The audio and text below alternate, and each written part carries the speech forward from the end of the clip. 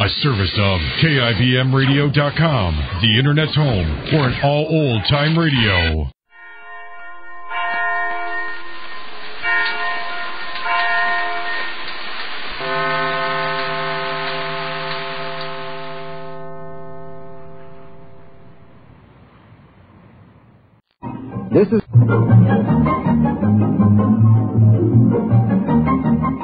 This is Nightline, your open door to people and places, and this is Walter O'Keefe. Nightline invites you to listen in on NBC's award-winning science fiction series X-1.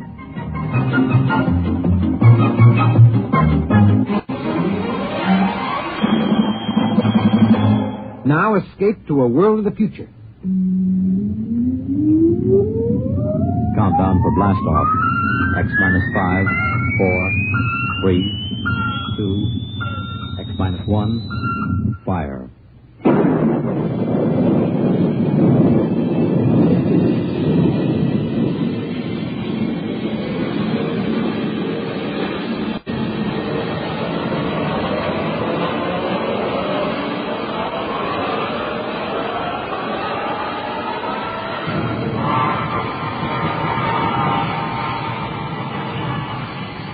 From the far horizons of the unknown come tales of new dimensions in time and space. These are stories of a future, adventures in which you'll live in a million, could be years, on 1,000 maybe worlds. The National Broadcasting Company, in cooperation with Galaxy Science Fiction Magazine, presents X-1.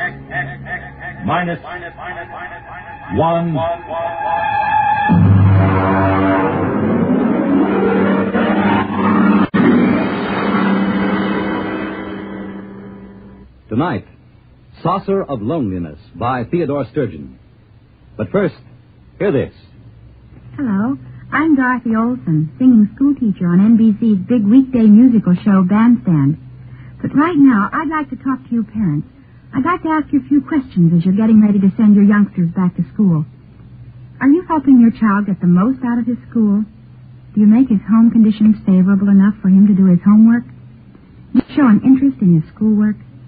Remember, your child's success in school and later on in life depends to a large degree on your attitude towards his schooling today. And there's another important thing. Everyone needs a good send-off in the morning, and that goes for children, too.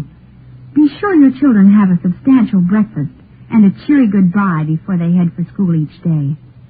Remember, you can't expect your child to do it all himself. Encourage him in his schooling, both in your attitude and in your actions as he goes back to school this fall.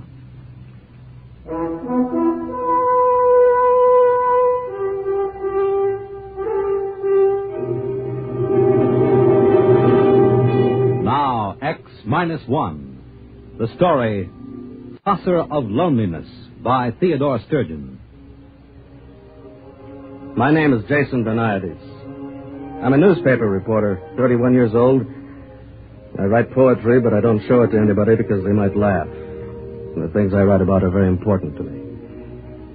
I was an only child and never went much with girls because I'm too ugly and too sensitive and they used to hurt me. I live alone. It isn't much fun. I'm not painting this picture of myself to get sympathy. I don't need it. But it's important you should know the kind of person I am. Otherwise, you won't understand what I'm going to tell you about. Tonight, the 25th of June, 1962. I was down on the beach. There was a girl out there in the surf alone, struggling. I plunged in after her, got her, brought her ashore, and carried her where a dune was between us and the water. Then I rubbed her wrists. She had a pale, beautiful face with ancient, bottomless blue eyes. She opened them and looked at me after a moment. It's all right now. Here, put my coat over you. Why couldn't you leave me alone? I couldn't. Why? Because it's important to me. I suppose you want to know why I did it. No, I know. Oh, how could you know? Maybe I know what it means to be lonely. Oh, that. That's it, isn't it? Oh, I don't know. Don't be afraid. I've been looking for you for a long time. Looking for me? All my life. How did you know? I don't believe you. It's true. I found your message. You found my message? Yes. Oh. You see, there's nothing to be afraid of, not anymore. Just rest. Yes. I'd like to rest for a while.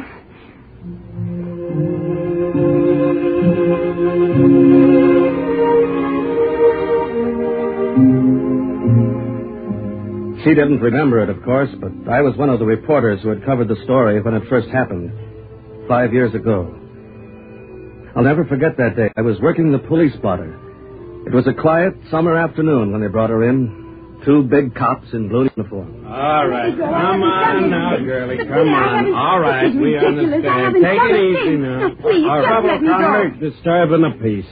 This that Central Park call? Yeah, this is it. I thought you radioed there was a near riot up there. Well, you should have seen the place. All right, give me the report. Well, me and Bennett got up there. There was a mob of people all surrounding this girl, see?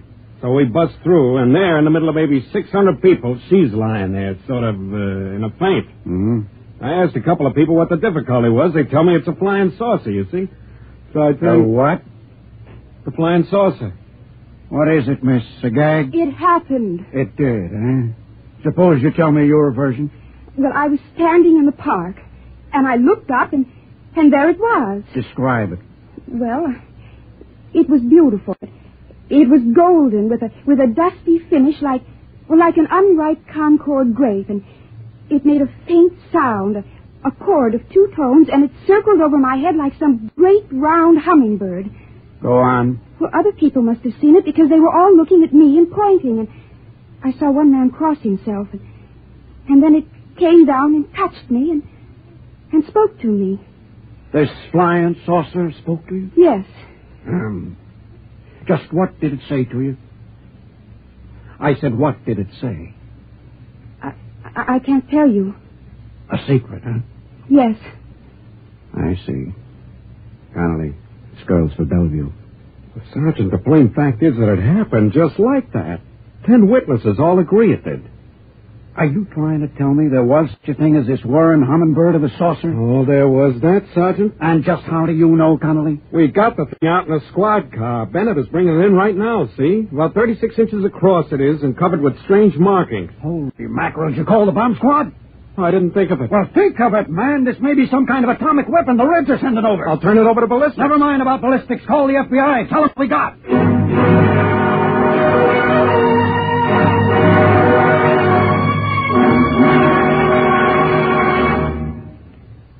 Yep.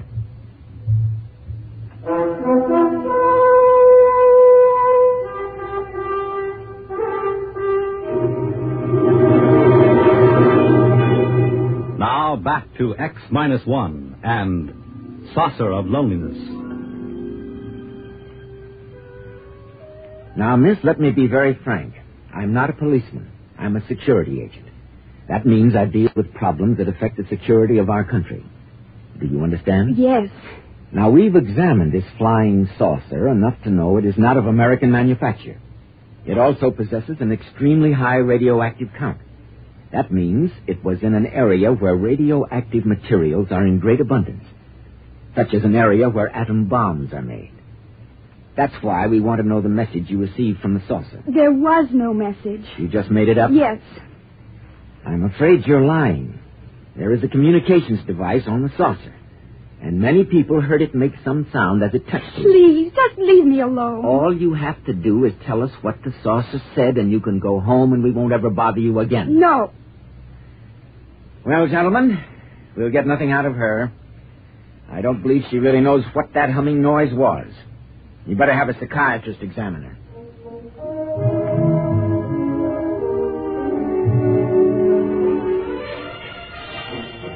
They took her to the city hospital and placed her in a guarded room.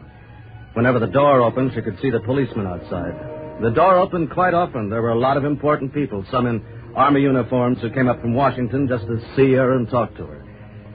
A few days later, she was released from the hospital and returned to court to be tried on the disorderly conduct charge. They found her guilty and fined her $15 and turned her loose. When she walked out of the courtroom, she was handed a subpoena to appear before a congressional committee in a private session. She answered all their questions except one. My newspaper sent me to cover the hearing.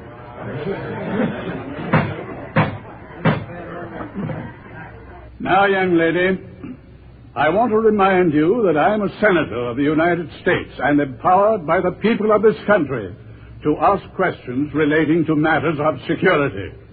You understand? Yes. Your name is Janet Boyce, is it not? I told you that. Now, this flying saucer, you said it talked to you. You did say that, didn't you? Yes.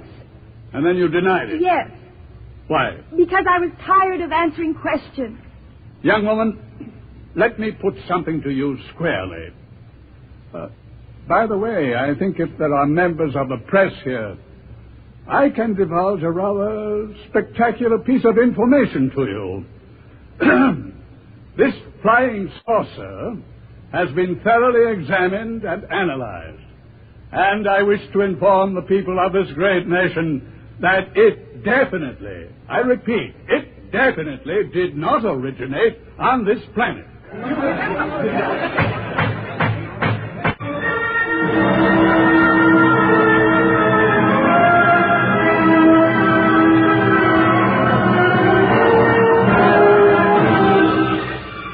The furor was fantastic, and the contempt trial that followed was spectacular.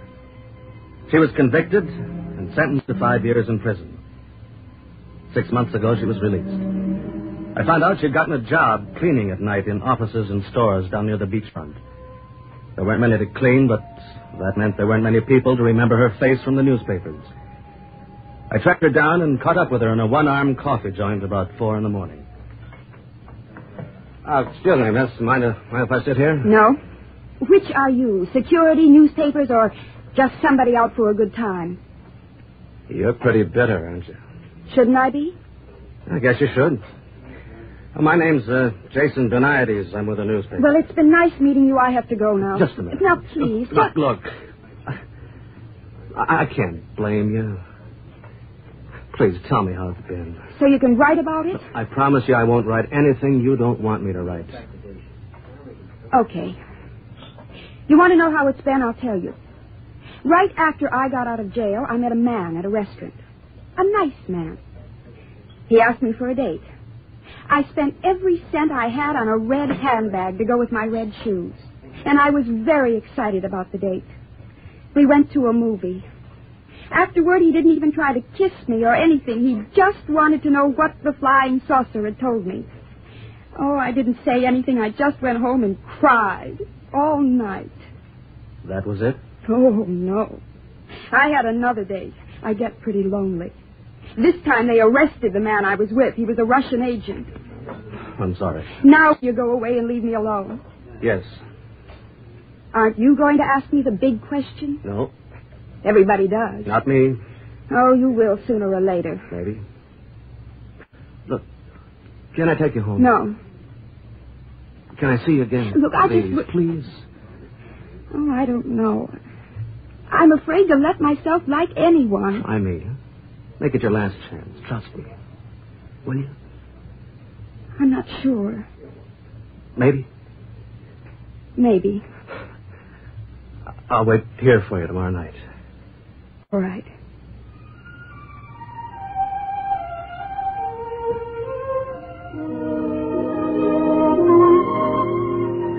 The next night, I went back to the coffee joint to wait for her. I knew she got through about 4 in the morning, and I got there about 15 minutes early. Mr. Beniades? Yes. Say, you're the chief of security section, aren't you? You have a good memory. You mind if I sit down? Well, I'm expecting somebody. Yes, I know. Oh, I see. I'd like to talk to you. All right. Go ahead. You probably know that we've been trying to gain the confidence of this girl for some years now. Yes. We have reason to believe that this girl is a courier for some alien power. On what do you base that? Well, there was the incident of the saucer, of course. We've definitely established that it came from some other planet. And recently, she's been throwing messages inside bottles into the ocean. Huh? What sort of messages? They're always the same. I have one right here. You're welcome to read it and see if it makes any sense. We've had every decoding expert in the service trying to break it, but we can't seem to find the key. I see. She's thrown literally hundreds of these messages and bottles into the sea. We've got many of them, but not all, naturally. What we're most interested in is locating the contact. Naturally. That's where you fit in. We'd like you to gain this girl's confidence even further. Try to find out just what these messages mean. And beyond that, what the saucer said to her. You'll be doing us a favor. And your country a great service. You're certain this is some subversive activity on her part? How else can you explain the fact that she won't tell us her secrets? Maybe because it's hers. Everybody has a right to have something of his own. Are you trying to tell me that you won't cooperate? I didn't say that. I'd like to remind you, Mr. Benaides, that you have a duty to us. I know that. I also have a duty to myself and to God. Now, if you'll excuse me.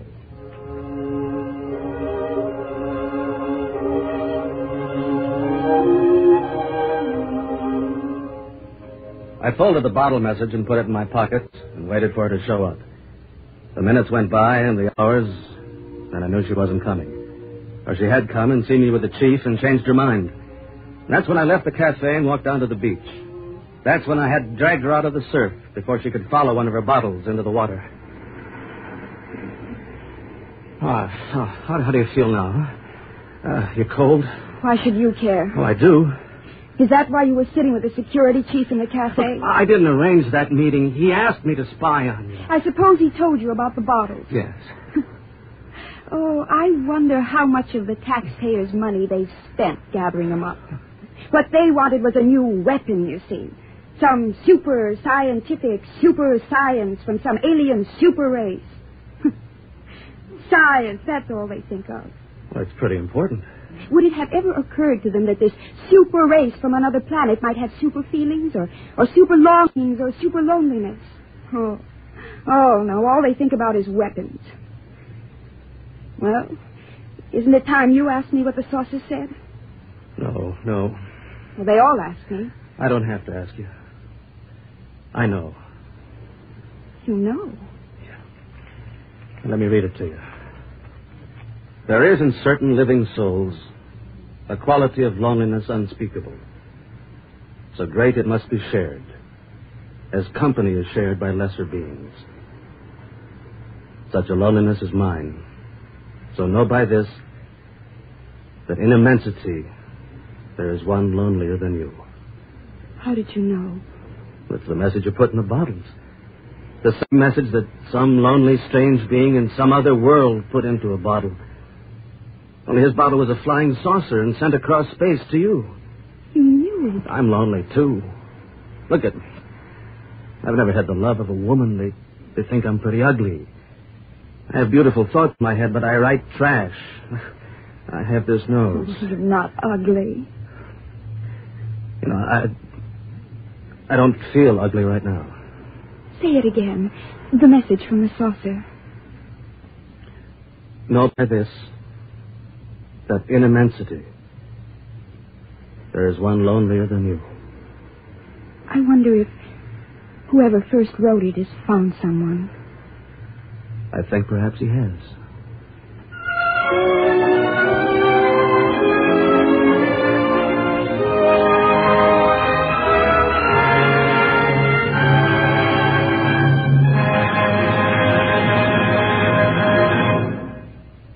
Fred Collins speaking, and I'll have another word for you about X-1 in a moment. I like to look deep into the human heart with my camera.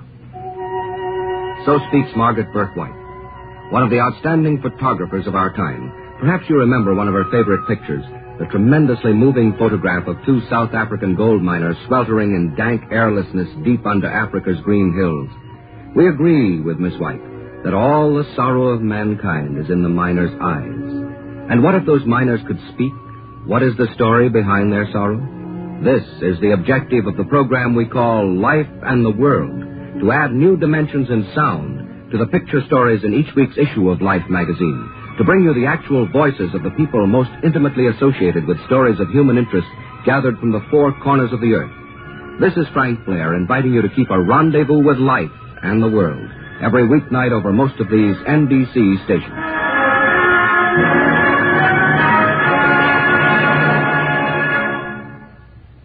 You have just heard X-1, presented by the National Broadcasting Company in cooperation with Galaxy Science Fiction Magazine. which this month features the Gordon R. Dixon short story, Robots Are Nice. To Jim Harvey, at least, robots weren't the least bit nice. He had a feeling they had something up their sleeve valves, and in time he found out what it was. Galaxy Magazine on your newsstand today. Tonight, X-1 has brought you Saucer of Loneliness, a story written by Theodore Sturgeon and adapted for radio by George Lefferts.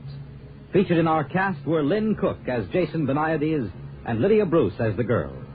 Others in our cast were Joseph Bell, Harvey Hayes, Ross Martin, and Roger DeKoven. This is Fred Collins.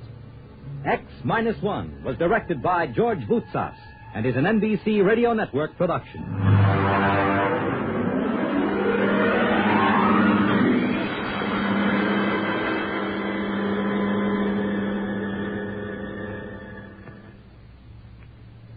You'll be on the right line for exciting nighttime entertainment when you hear Nightline tonight over most of these NBC stations.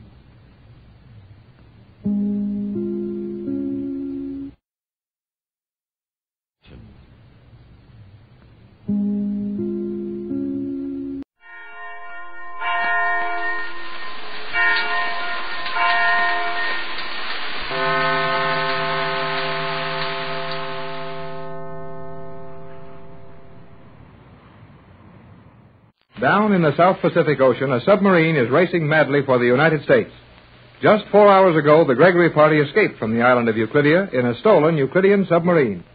Joan Gregory, 15-year-old girl who has spent nearly all her life on the strange artificial island, is operating the submarine, while Jerry Hall, Mrs. Gregory, and Captain Bradford watch with interest and ply Joan with questions. The speedy undersea craft is making over 40 knots and is 8 fathoms below the surface of the water. Are you sure we've come that far, Joan? It is obvious that my instruments could not be wrong. We have progressed slightly more than 160 miles during the last 4 hours. Think of that, Pat. 4 hours, 160 miles, and under 8 fathoms of water. I am thinking of it, Tex, but there's so much to think of that I'm not able to grasp it all. Golly, I'm not doing any better, Mrs. Gregory. But it's mighty swell to know we've left that crazy island behind us, and that nothing can stop us now. Oh, how I hope that's true. Well, of course it is, Patricia. You've been worried so long and seen your plans so badly treated that you're afraid to believe in good luck when it does come along. Indications point toward a fair possibility of achievement of our goal. We have many miles to traverse, however, and Euclidia is not to be forgotten. Well, I'm going to forget it just as soon as I can. Joan, you're not sure that we're safely away from that island, are you? No one who appreciates the ability of G-47 is ever sure of anything in which he might take an interest. Yes, and he might take plenty of interest in our escape. I'll say he will. It will avail us nothing to anticipate trouble. We must now eat something. Huh? Eat? By Jove, Joan, we forgot to provision the boat. We had no time, even if we had remembered it. The submarine is fully provisioned. Oh, with what? Food. You sure keep it hid. Yes, I can't see any space in here large enough to contain any amount of food. And we've a long way to go to California. The Euclideans are as exacting regarding food as they are in their provision for sufficient fuel. We are amply provisioned for a cruise of this length and more. Well, come on, break out the grub. What? Jerry means let's eat. It would seem indicated as the passage of time since our last meal is slightly more than the customary period allowed to elapse. Maybe that's how you find out when it's time to eat, but I know when I'm hungry. Yes, and I'm a little inclined to figure the way Jerry does. My stomach is better than the clock. The thought of food had not occurred to you until I noted the fact that it was time to eat. Oh, that's what you think. I was plenty hungry long ago, but I didn't see any sense in asking for something we didn't have. That was my feeling, Jerry. I had thought of food some time ago, but I knew it wouldn't do any good to suggest it, as we'd only feel worse about not having any. It is amazing to learn how foolish people can be in your world. Foolish because we get hungry? Certainly not. Foolish because you refuse to accept the perfection of Euclidean preparations. It would be a serious offense if a Euclidean were to start on a trip without all necessary equipment and provisions. Well, that's okay, too. But we stole this boat, and you don't always find a boat ready to steal all full of food. Well, supposing we'd met that Joan showed us up and asked for some of the food, huh? Yes. I can marvel at having the food just as comfortably while I'm eating it. Very well. Jerry. Aye, Skipper? I am not a skipper, Jerry. Okay. What do you want? Will you open the metal slide in the steel section near your left arm? Oh, this little thing here? Yes, that is sure. it. You will observe a number of quartz vials, each labeled and numbered. Yeah, There's a lot of little bottles here. They're all marked D1 and Z4 and all such things. We will not require more than the one you have in your hand. That is marked Z4, is it not? Yeah, but what's in it? Our noonday meal. Huh? Joan, dear, are you looking at what Jerry has in his hand? I glanced at it. The label will be correct. But we're looking for something to eat.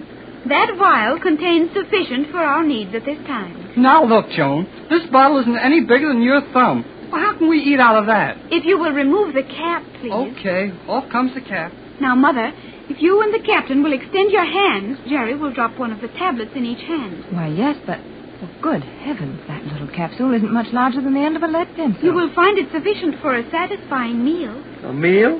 This little pill is a meal? You are very skeptical, Captain Bradford. But let me advise you to eat the pellet at once. Much of the food value will be lost in the air if you continue to hold it in the palm of your hand. Oh, golly whiskers. Do you chew this up or just swallow it? If you wish to savor the exquisite taste, it is permissible to masticate and slowly swallow the food contents. Slowly swallow? How can you swallow a thing like that slowly? Jerry, taste your tablet. It is delicious. And give Joan hers. Oh, sure. Sorry, Joan. Here's your porterhouse steak. Why, George, Pat, you're right. That tastes mighty good. Seems to taste like a good, healthy mouthful, too. Well, if it's all right with you two, I guess I can take a chance on it, too. But I can't see how... Oh, golly whiskers. Now I've done it. I swallowed my dinner without even getting a chance to taste it. You will receive the food value as quickly as if you had tasted it. Many of the Euclideans prefer to swallow the pellets quickly, saving considerable time. Yeah, I guess it's too long for lunch if you take time to chew up a pill. What a bunch of people old G47 and his playmates are. Well, I must admit that's one of the most satisfying meals I've ever eaten. Oh, I feel so comfortably drowsy, just as if I'd eaten a little too much. It is not too much. Those tablets are scientifically correct in their food content. Well, I feel all right. No, maybe that was all the lunch I ought to have. But it's a funny way to get it. I'll tell you a funny one's in that. I'll bet no one else has noticed it. What's that, Tex? Well, I'm not thirsty. None of you have asked for a drink of water. Why, you're right. It's been hours since we had any water, and I never felt the need of it. The need for water is partly provided for in the tablets. But in such concentrated form, it is impossible to secrete sufficient normal moisture to serve for a longer time. I had given it no thought and have no water prepared. But in a few moments you will be supplied. Prepared? Water? How? Now, Joan, don't tell me you've got some concentrated water in a fountain pen. Naturally not. You should know, Captain Bradford, that when water is condensed sufficiently to compress it for such use as this, it is no longer water. Even the Euclideans have failed to compress water appreciably and then return it to its natural state. Well, it's almost a relief to hear that you admit that those scientists have failed at something. Their continued perfection with everything they attempt is bewildering and terrifying. Where do you turn on the hydrant? Turn on the hydrant? Sure. Open the faucet. Start the pump. Make the fountain bubble. Oh, when do we get a drink? If you will allow me a few seconds to refuel, I will show you. Go right ahead, Joan. And all this is real? A submarine that takes but a few seconds to refuel? Well, maybe we can do something about that. Seems like a waste of time to me. You think I do it too slowly? Now, don't let Jerry kid you, Joan. Go to it. And if you don't mind, I'd like to watch you closely. Have you explain the refueling process as you go along. It's always happened too fast for me. It is very difficult to demonstrate for that reason. However, there is enough fuel in the first chamber to allow me a few seconds for explanation in advance of the actual operation. May we all watch, dear? Certainly, Mother, although there is little to see. As you will note, that heavy cylinder of transparent steel contains several hundred small cubes of a grayish mineral substance. That substance is a highly condensed, compressed, and dehydrated gas. When the gas cubes are mixed with ordinary salt water, spontaneous combustion expands the whole at a terrific rate, and this force is allowed to escape through two jets in the stern. So far, so good. But how do you get those cubes of dry gas down into that lower combustion chamber? Watch closely now. I move this lever, so. And that action closes the valve in the upper end of the chamber. Now I move this lever and release one of the cubes, allowing it to drop through the valve and then quickly close the valve, restricting the chemical action to the lower chamber. Follow this closely now.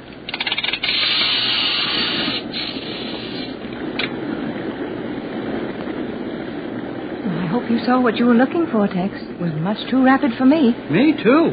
Oh, it's remarkable, Jerry. We'll certainly have wonderful stories to tell when we get back home. Yes, unless we can prove them, nobody's going to believe us. Well, We'll have a submarine to show them, and when we get some help and some of your foreigners use in capturing the Magic Island, we can prove the whole thing then. You are very optimistic, Jerry. But that portion of our adventures is far from realization. Oh, Joan, dear, we'll get out of this all right. I feel it. Sure we will. OG-47 can't touch us now. Yeah, stop worrying about those Euclideans, Joan, and go on with our education. Now, where's this drink of water coming from? I am indeed sorry that the water was forgotten. We will now extract enough for our immediate uses. Extract it? Extract water? Precisely. Okay, precisely. Tell us how you get water out of a steel submarine. I get water out of the ocean. The ocean? You would find it simple to extract the salt from seawater and render it satisfactory for human consumption if you were in your laboratory, would you not? Of course, with proper apparatus. Retorts, stills, burners, and bell jars. But I'm lost here. Lost? But we are on our course. Oh, Tex, man. You left him hopelessly behind in your discussion, Joan, dear. Well, why don't you go ahead and show us, Joan, like you did about the compressed gas tablets for fuel? Well, I think that is best. We can always get a good general impression by watching you at work. In securing palatable water, we make use of the same principle you employ in your laboratory, that of distillation. However... What is it, Joan? Sounds like a carrier wave coming out of a radio. Tune it in quick, Joan. It might be Johnson trying to reach it. Not on that wavelength. There is no transmitter in your world with the frequency of that calibration. Well, it surely sounds like a radio. Yes, now, bet it is. You are indeed hearing the tuning signal of a transmission apparatus, but your friend Johnson will never be heard there. Well, what is it? The location beam from Euclidia. The Magic Island? Oh, they've located us. Steady, Pat. Now, what is it exactly, Joan? That constant signal will be received by every Euclidean receiving set all over the world. Every spy Euclidia has is getting it. And all will know that something is missing from Euclidia. And I suppose a search is on right now. You may be sure that the ocean and air are alive with Euclidean pursuit units at this moment, Captain. Oh, gee. Let's tune in on the island station and see what old G47 is broadcasting about it. No. Our only hope of escaping location is to refuse to open our receiver to voice transmission. That would break the beam, and the instruments on Euclidia would register it at once, giving them our exact distance from the island. You mean we can't even receive a message without being located? Exactly. But what if Johnson or some other rescue agency attempts to communicate with us? We will not receive their messages. Our only hope now is to remain lost in the depths of the sea. Lost to Euclidia and lost to the world.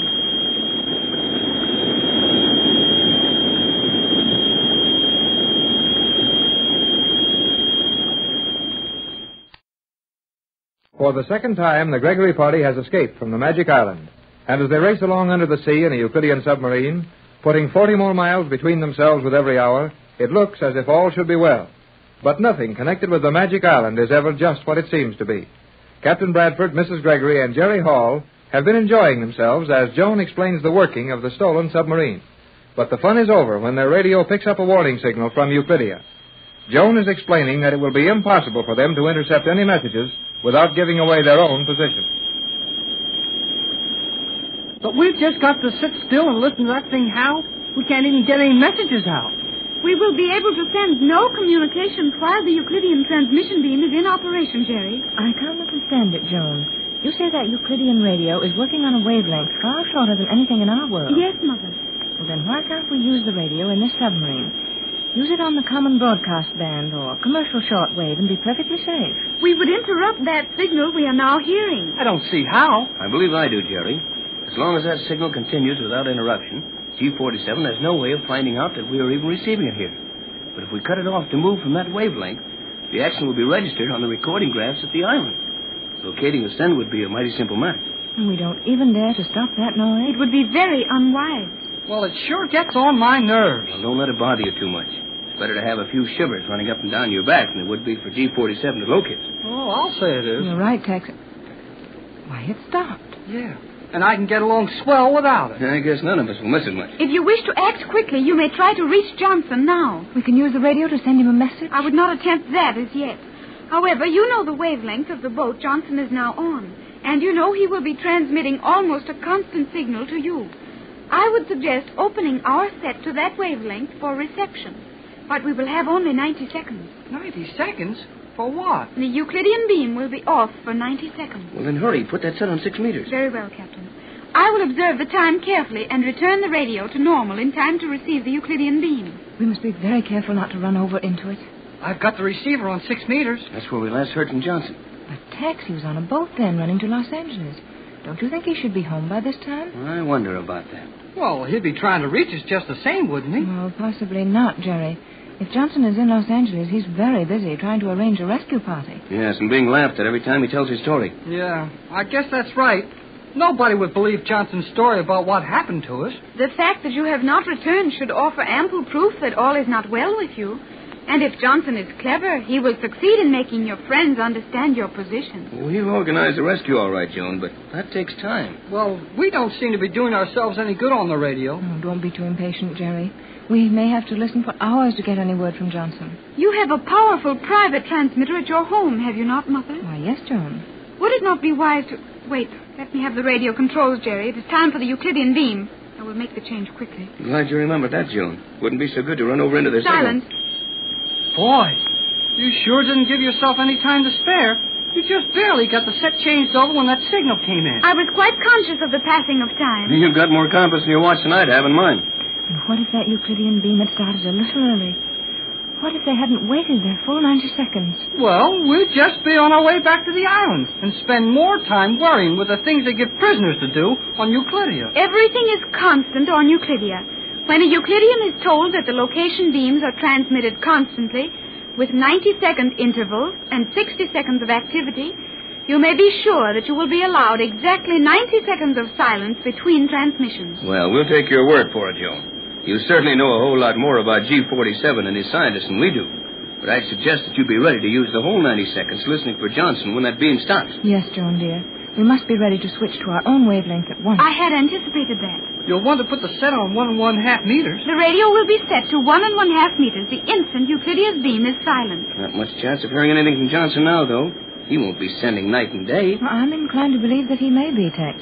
He can easily get any number of amateurs to work in shifts for him. Well, hey, there goes the beam. Change the wavelength, Joan. I have changed it. You sure work fast. When time is computed in seconds, it is well not to waste it. Well, let's be quiet a minute and see if we can hear anything. Not a sound. It is possible that your transmitter in Los Angeles is very weak and might not reach us clearly underwater. I will soundproof the submarine. Soundproof the submarine? What do you mean, Joan? I will close the visibility slides. The outer shell is not soundproof, and we may safely run by instruments alone. And we'll just tear along underwater without being able to see where we're going? We will remain on our course.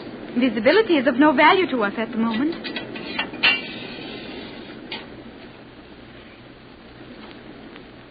Why, that's wonderful, Joan. This is practically soundproof. The silence would be perfect, except for the fact that I have one vent open for securing fresh water. Oh, yeah, how about that water you promised us? Now, don't worry about that now, Jerry. Let's hope we may hear something from J12C. Yes, J12C is the call of our home station, Joan. And Johnson also used it when he brought the rescue boat to the Magic Island. I understand that. We heard all of your messages. Yeah, I know. Old G47 said he listened to us all the way from Wilmington to Euclidia. Our arrival wasn't much of a surprise to you, was it, Joan? No, Mother. Though I had no thought as to what any of you would be like, Joan, did you have the set changed over in time? With at least 5 seconds margin, Captain Redford. 5 seconds? Oh, sure. 5 seconds is a long time to Joan. Wait till I get home, and she has to wait half an hour for a bus on some street corner. She'll find out that seconds don't mean so much. A second is important. You're right, of course, Joan. But what Jerry means is that in our world, we treat seconds pretty carelessly. I'm beginning to learn something of their value now, however. Those 90-second pauses in the Euclidean beam. 90 seconds in which we might hear something from Johnson. They seem awfully short. Well, I'll say they do. And I'm getting blamed tired of that carrier wave squealing at us all the time. Now, take it easy, Jerry. As long as we hear that thing every minute and a half, we know the Euclideans have any idea where we are. You are wise, Captain Tex. Any interruption of that beam might well be fatal to our plans. Well, I know how serious it is, but the next time you get one of those 90-second pauses, how about making us a drink of water? The water is being prepared now, Jerry. Being prepared? How? Quiet. The beam is gone. And Johnson's taking a little nap. Are you trying to pick up a signal on 1 1/2 meters, Joan? Yes, Mother. Well, why not try 6 meters again? If that was a very slow boat Johnson was on, he might still be en route to California. good idea, Mrs. Gregory. Yeah, plenty good. We might try alternating between the two bands. That will not be necessary. I will set the automatic wave selector on those two bands. A signal will register on either. Is there anything that Euclidean radio won't do? Apparently not. Are the two bands open now, Joan? They are. Yeah, and not a signal from either of them. Don't be impatient, Jerry. It may take hours to get a signal from Johnson. He might be just landing from that boat. It would take him some time to get to the house and start the other set. Oh, I think not, Tex. Johnson would surely have radioed my home and given orders for them to try to reach us. Well, he might not, Mrs. Gregory. Maybe he doesn't want to advertise his business too much. I think maybe Jerry's right, Pat. Johnson can't say very much over the air without getting the press and commercial radio stirred up. Then he'll have them in his way.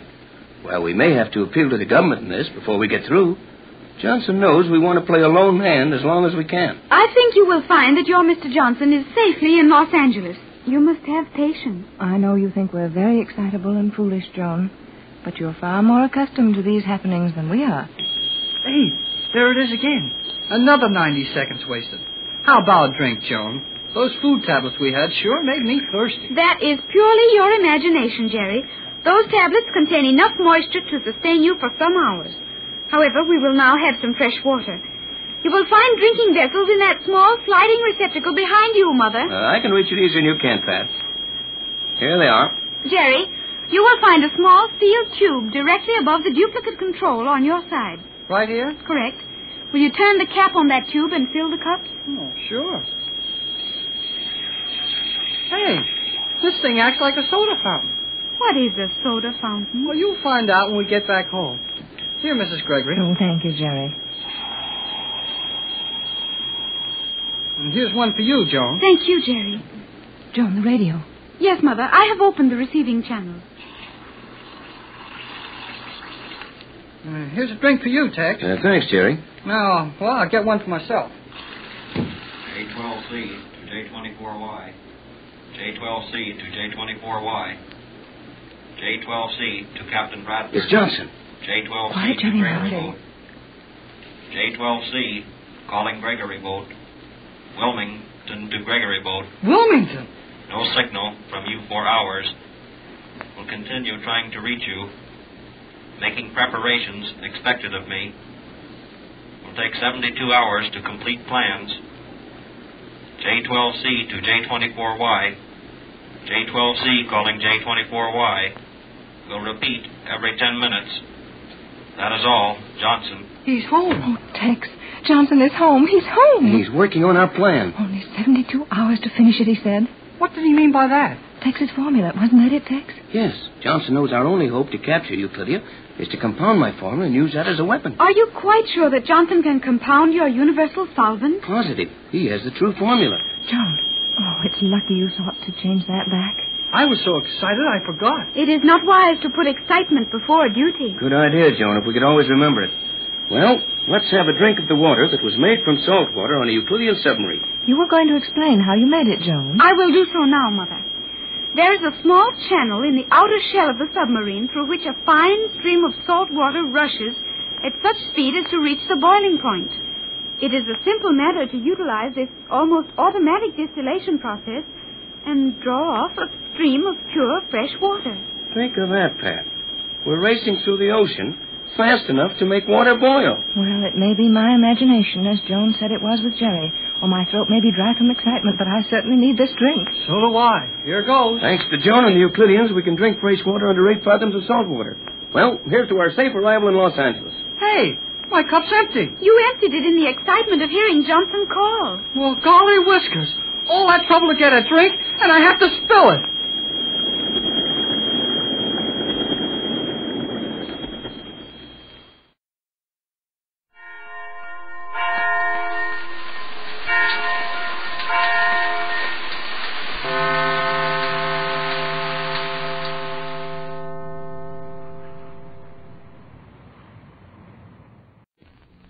The program you are about to hear is largely fiction, science fiction.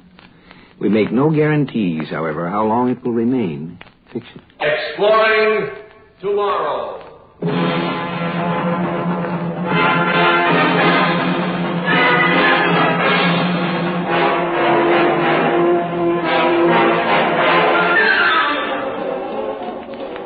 And now, here is your guide to these adventures of the mind, John Campbell, Jr. The problem of dealing with robots is a rather peculiar thing. You know, when you deal with another human being, you can say, well, you know what I mean. And you can say, yeah, I see what you mean. When you're dealing with a robot, though, you have a different situation. If you say, you know what I mean, the robot says, no, tell me.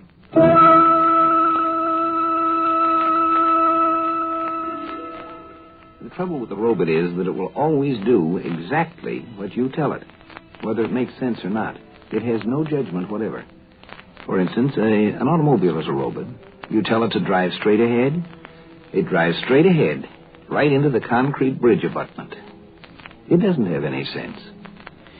Another thing, if we say home is the hunter, to a man this makes sense. We think of the poem as a quotation. What would such a phrase mean to a robot?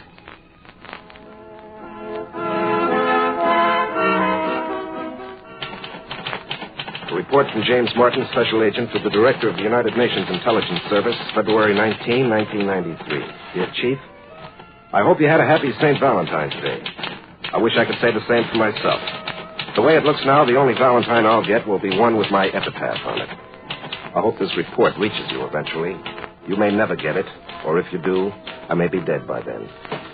Maybe it was a good idea to take this section of Europe and reform the country of Transylvania again, but right now I'm inclined to doubt it.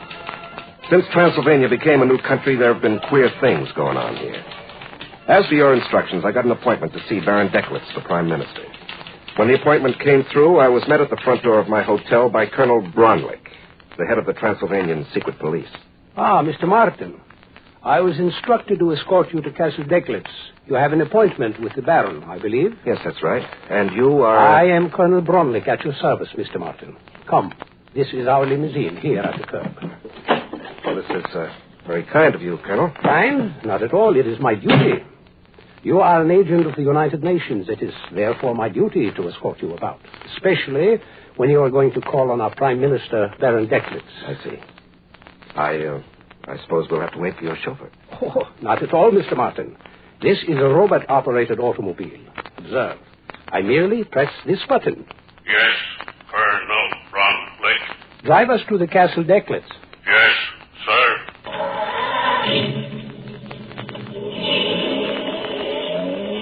Well, Mr. Martin, do we not have all the modern conveniences here in Transylvania? Oh, yes, very modern. You'll have telephones next. We have robot-operated machines in my country, too, Colonel, but I must admit that none of them are capable of talking as this one does. You find that unusual? Well, yes. A robot brain capable of conversation would be too large to fit in this automobile. The brain is not in this car, Mr. Martin. This vehicle is guided by remote control. The actual brain of the robot is in an underground chamber beneath the Castle Decklitz. Oh? Yes. The Baron's castle may look on the outside as though it were 1,000 years old, but the equipment within is quite modern. Well, I have to admit that it's pretty convenient to have robot-operated remote-controlled transportation. All of the Baron's transportation works this way. His cars, his aircraft, his boats, everything. Sounds as though Baron Decklitz runs the whole country by remote control. With a robot like that around, it's a wonder he needs any human helpers. Mr. Martin, I will thank you not to criticize the government of Transylvania. Sorry, I didn't mean to offend. After all, I am supposed to be a diplomat. You might try harder, Mr. Martin. Why is the car slowing down, Colonel? Do you see the portcullis?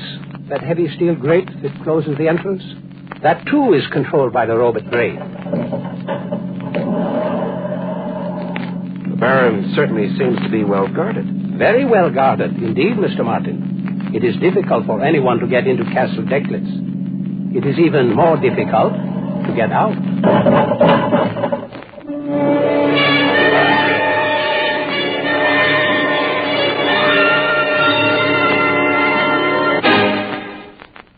Exploring Tomorrow continues in just a moment. All of us as American citizens believe in our inherent liberties and freedoms, such as the freedom for educational, social, and economic opportunity. Our American system of education is the fertile soil which feeds the roots of democracy.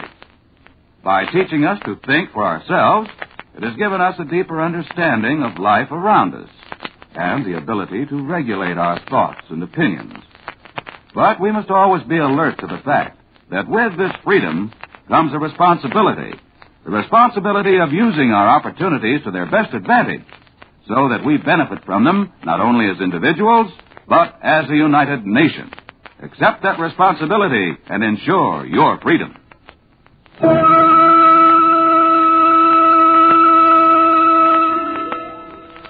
United Nations agent Jim Martin had managed to get an appointment to see Baron Decklitz, Prime Minister of the newly formed country of Transylvania. But now that he had gotten inside the Baron's castle, he was beginning to see what was wrong with the new country, because the castle itself was nothing more nor less than a huge robot. He had managed to get inside a robot. That castle was a real nightmare. There were hidden television cameras everywhere, and they all relayed everything they saw to that big brain in the cellar. No matter where a man might go in that castle, he was never out of the sight of those robotic eyes. Colonel Bronwick escorted me into a big, comfortable, ultra-modern room, told me to help myself to the sherry, and left me to wait for Baron Decklitz. I went over to the bar. But there were no glasses there, no bottle of sherry. I thought that maybe the colonel was having a little joke, when suddenly a voice came from a wall speaker. What would you like to drink, sir? Oh, a glass of sherry. Yes, sir.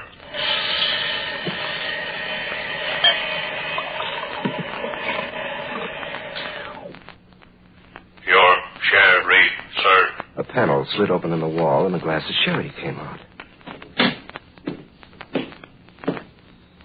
Good evening, Mr. Martin. No. Don't bother to rise. Sit down. Now, how may I help you? Good evening, Your Excellency. May I present my identification? No, stop. Before you put your hand in your pocket, Mr. Martin, let me warn you not to try to draw a gun. I assure you that if you tried it, you would be detected by my robot and you would be shot down where you stand long before you could aim your own gun. A robot can think and act much faster than a human being can, Mr. Martin. Well, I didn't come here to kill you, Baron. I'm not an assassin. I'm here on United Nations business. Yes, I am aware of that. I merely wanted to warn you. And now, please, your identification. Yes, here it is, sir. Thank you. Yes, that seems to be in order. Now, what business does the United Nations have with the Prime Minister of Transylvania? Well, I'll be frank with you, Baron. There's something wrong here in Transylvania. The UN doesn't interfere with the internal government of its members unless the government is violating the basic rights of its citizens. Well, frankly, sir, Transylvania is doing just that. You impudent young swine! Transylvania is a scientifically run country. It is run by mathematically logical principles. All decisions of the government are analyzed carefully by robotic computers. Well, yes, but... You think I make the policy for the country? No! All policy decisions are made by the robots, so that they can be scientifically accurate. What happened? The lights went out. The power has been cut off. Someone... Oh, Martin, you shot me. You cut off the power so my robot could not operate. Baron. I will get you, Martin.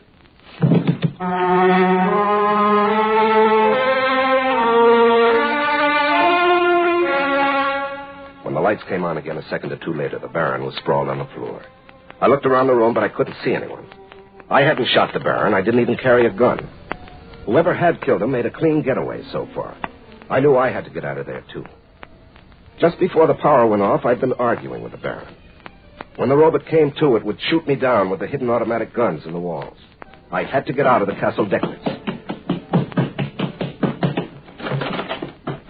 When I got outside, I saw that the steel gate in the side wall of the castle was open. Nearby was the car that had brought us in. The keys were in the ignition. I got inside fast. I gunned the car toward the gate. Just as I came near, the gate began to close. And just as I went through the gate, it slammed shut. I breathed easier after that. At least I'd managed to get out of the Castle Decklitz. But I'd forgotten one thing. When the car started to slow up, I pushed down harder on the accelerator. but it didn't help.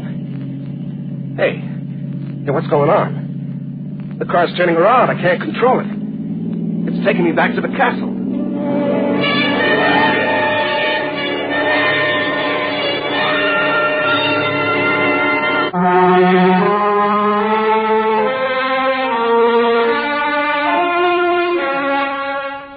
A machine, no matter how complex and intelligent it may appear, is still a machine. The trouble with a machine is that once it's set to do a particular job, it doesn't do any good to argue with it. The only way to stop it is to shut it off or wreck it. Jim Martin was in no position to do either. It was kind of like being in an automatic elevator with the controls stuck. It was going where it was going, and there wasn't anything you could do about it. I knew I'd have to get out of that car. It wasn't going very fast yet, so I decided to jump before it got up too much speed. I rolled across the road. It shook me up a little to jump out of a moving car, but I wasn't hurt. I got up, brushed off the dirt, and started down the road toward the city. I was about 5 miles away through the thick forest and about 6 miles by road. I decided to follow the road. I didn't want to get lost. I'd been walking about 10 minutes when I heard a noise. It was a helicopter coming from the direction of the castle. I got off the road fast and hid under a tree. It was dark, and even with the moon shining, it would have been hard for a human being to spot me from the air. But the television eyes of that helicopter were sharper than human eyes. The robot saw me. You must come back to the castle, sir. Not me, Buster. The helicopter will land. You will get in. The moon lit up the helicopter pretty well. I could see the snouts of the mounted machine guns pointing at me, but I didn't care. I figured that going back to the castle would be certain death anyway. I jumped behind the tree and then dived under a nearby bush and started crawling. Where are you? You must come back. I just lay flat and kept quiet. And then I heard another sound on the road. There was a car coming. Robert, this is Colonel Bronlick. I noticed the helicopter hovering, so I came immediately. Is the murderer Martin nearby? Yes, he is somewhere in the woods to your right. Excellent. I have a squad of men here. We will capture him. Yes, he must go back to the castle. All right, men. Spread out. Cover the whole area. He must be somewhere close by. Turn on the searchlight. I knew they'd spot me soon. There was a spotlight moving near me. I decided that my only chance was to run for it. If I stayed where I was, I'd die. Here goes. There he is! Stop him! Shoot him down! It was the craziest gun battle I'd ever seen. Before the soldiers could shoot me, the helicopter's weapons had gunned them down. And while it was doing that, Colonel Bronlick had climbed back into his armored car and shot down the helicopter with the turret gun. By the time the whole thing was over, I was well hidden in the underbrush. Pretty soon I heard the armored car drive away. But I just stayed where I was. It didn't make sense. Why had the robot's helicopter shot down the soldiers? Whose side was the robot on, anyway? I decided that since everything was quiet now, I'd better get moving. I wanted to get to the city by dawn. So I crawled out from my hiding place and headed for the road again. I didn't get far. Put up your hands, Mr. Martin. What? Colonel Bronlick. I didn't see you behind that tree. I thought you'd driven off in the armored car. Oh, no. As soon as I shot down the helicopter, the robot brain took control of the car. I jumped out. I suppose you're going to shoot me like you shot the Baron? Of course. The robot is convinced that you killed the Baron. And so will the people of Transylvania be convinced. And I will proclaim myself the new Prime Minister. No wonder this country's in trouble. The Baron was a crackpot, and so are you. What? Well, looks like the robot has another helicopter to operate. Good. The robot can kill you and save me the trouble. Well, I don't think so. Have you figured out why the other helicopter shot down your men instead of shooting down me? An accident. The robot could not see well in the dark. Perhaps I should not have shot it down, but it was obviously faulty. Oh, you're not thinking straight tonight, Colonel. You must get in the helicopter, Mr. Martin. You must go back to the castle. Oh, well, I'm afraid I can't do that. If I move, the Colonel will shoot me. That cannot be permitted. Well, thanks, Robert, old boy. That's the end of the man who shot the Baron. That does orders are to bring you back alive. Get in the helicopter, please. Anything you say, pal. Let's go.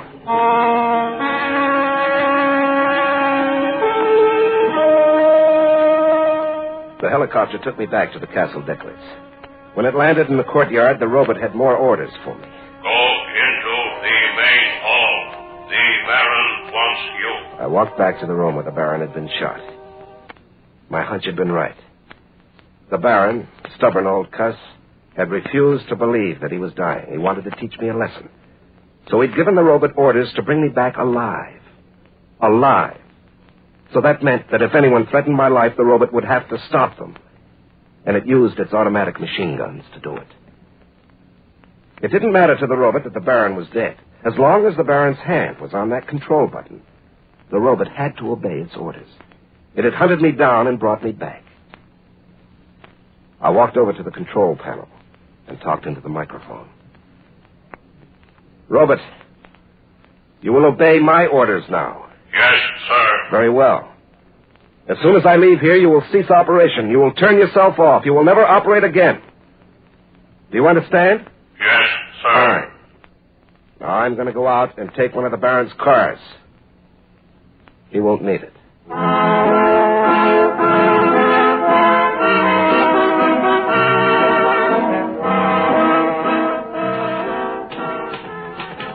Well, that about winds up the report, Chief. I hope I'll be able to deliver it to you. I'm in my hotel room right now, but there's rioting in the streets outside. Transylvania has been turned upside down.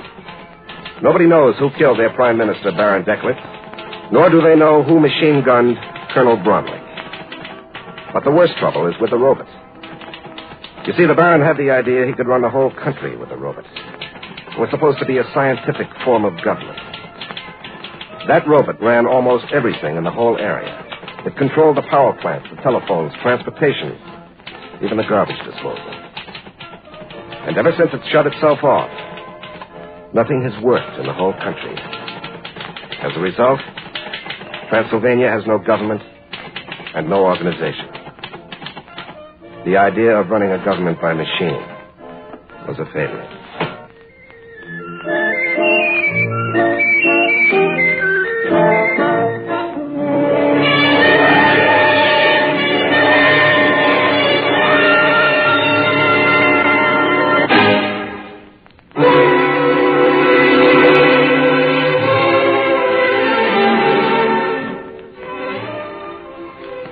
The trouble with a lot of very logical and honest people is that they think that logic is both necessary and sufficient, when it's really only necessary.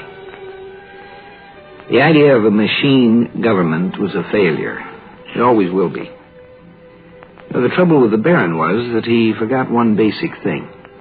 It's sane for men to run machines, but it's insane for a machine to run men. Machines can handle truth and do a perfect job of it, but they cannot handle judgment. They have none.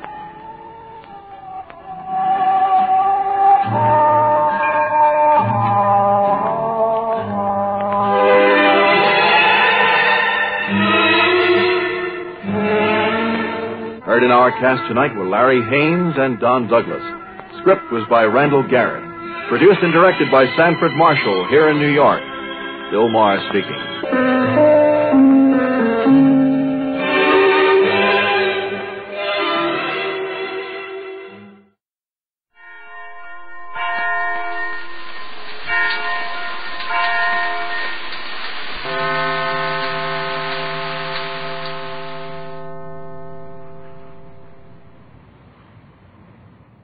Presenting the transcription feature, Superman. Guys, look! It's a bird! It's a plane! It's Superman! And now, Superman, strange visitor from the planet Krypton, who came to Earth with powers and abilities far beyond those of mortal men, and who, disguised as Clark Kent, star reporter for a great metropolitan newspaper, fights a never-ending battle against crime and injustice. Mystery and thrilling adventure have filled the lives of Clark Kent and Jimmy Olsen on their cruise around the world aboard the last of the clipper ships, the Clara M. In our last episode, we heard how, following a tremendous storm, during which the captain was badly injured, the crew mutinied under the leadership of a sailor named Limey. Only after they had completely taken the ship did Superman step in and save the situation. As our last episode ended, we heard how Teak Barnaby, peg-leg first mate aboard the Clara M, persuaded Clark Kent not to have the men thrown into irons. Our scene is now the crew's quarters of the ship, where Teak Barnaby is talking to the men. Listen. Hold. Every last one of you. And the biggest fool of all is Liney there. The man that persuaded you to mutiny. These men and myself are scared of what's going to happen, that's all. Every man jack of us is wanted by the authorities, you know that. What's going to happen when one of the officers on board the San Jose spots us, eh? You're going to all keep out of sight as much as possible. How can we keep out of sight? The time comes to transfer the old man in the stretch, eh?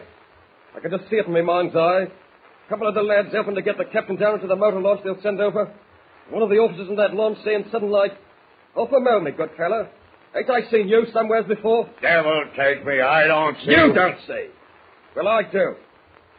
What happens after that is an investigation, that's what. An investigation of every man aboard this here ship. There'll be no investigation while I'm master here. Yeah, that's what you say. You don't believe me, eh? No, I don't. Well, then, let me remind you of one thing. When I paid you men to sign on here, I promised you that no harm would come to you. And so far, I've kept my word. You know what Mr. Kent wanted to do with you men? He wanted to turn you over to the officers of the San Jose and have the Clara M escorted into Caracas. You all know what that would mean. An investigation. That's and your investigation. It would mean prison. Prison for the rest of your natural lives. And maybe hanging for some of you. I tell you, we ain't going to expose ourselves by letting the officers aboard the San Jose spot us. I said I'd take care of that. That's what you say. I've got a job to do. And you've all been paid to help me do it. You'll take the ship when I give the word, and no sooner. Do I make my meaning clear? And don't forget it neither. Now, as I was saying... Wait a minute. What is it? Quiet. Someone listening at the door. Keep talking. I'll throw this door open sudden like, and we'll find out who it is. Gosh.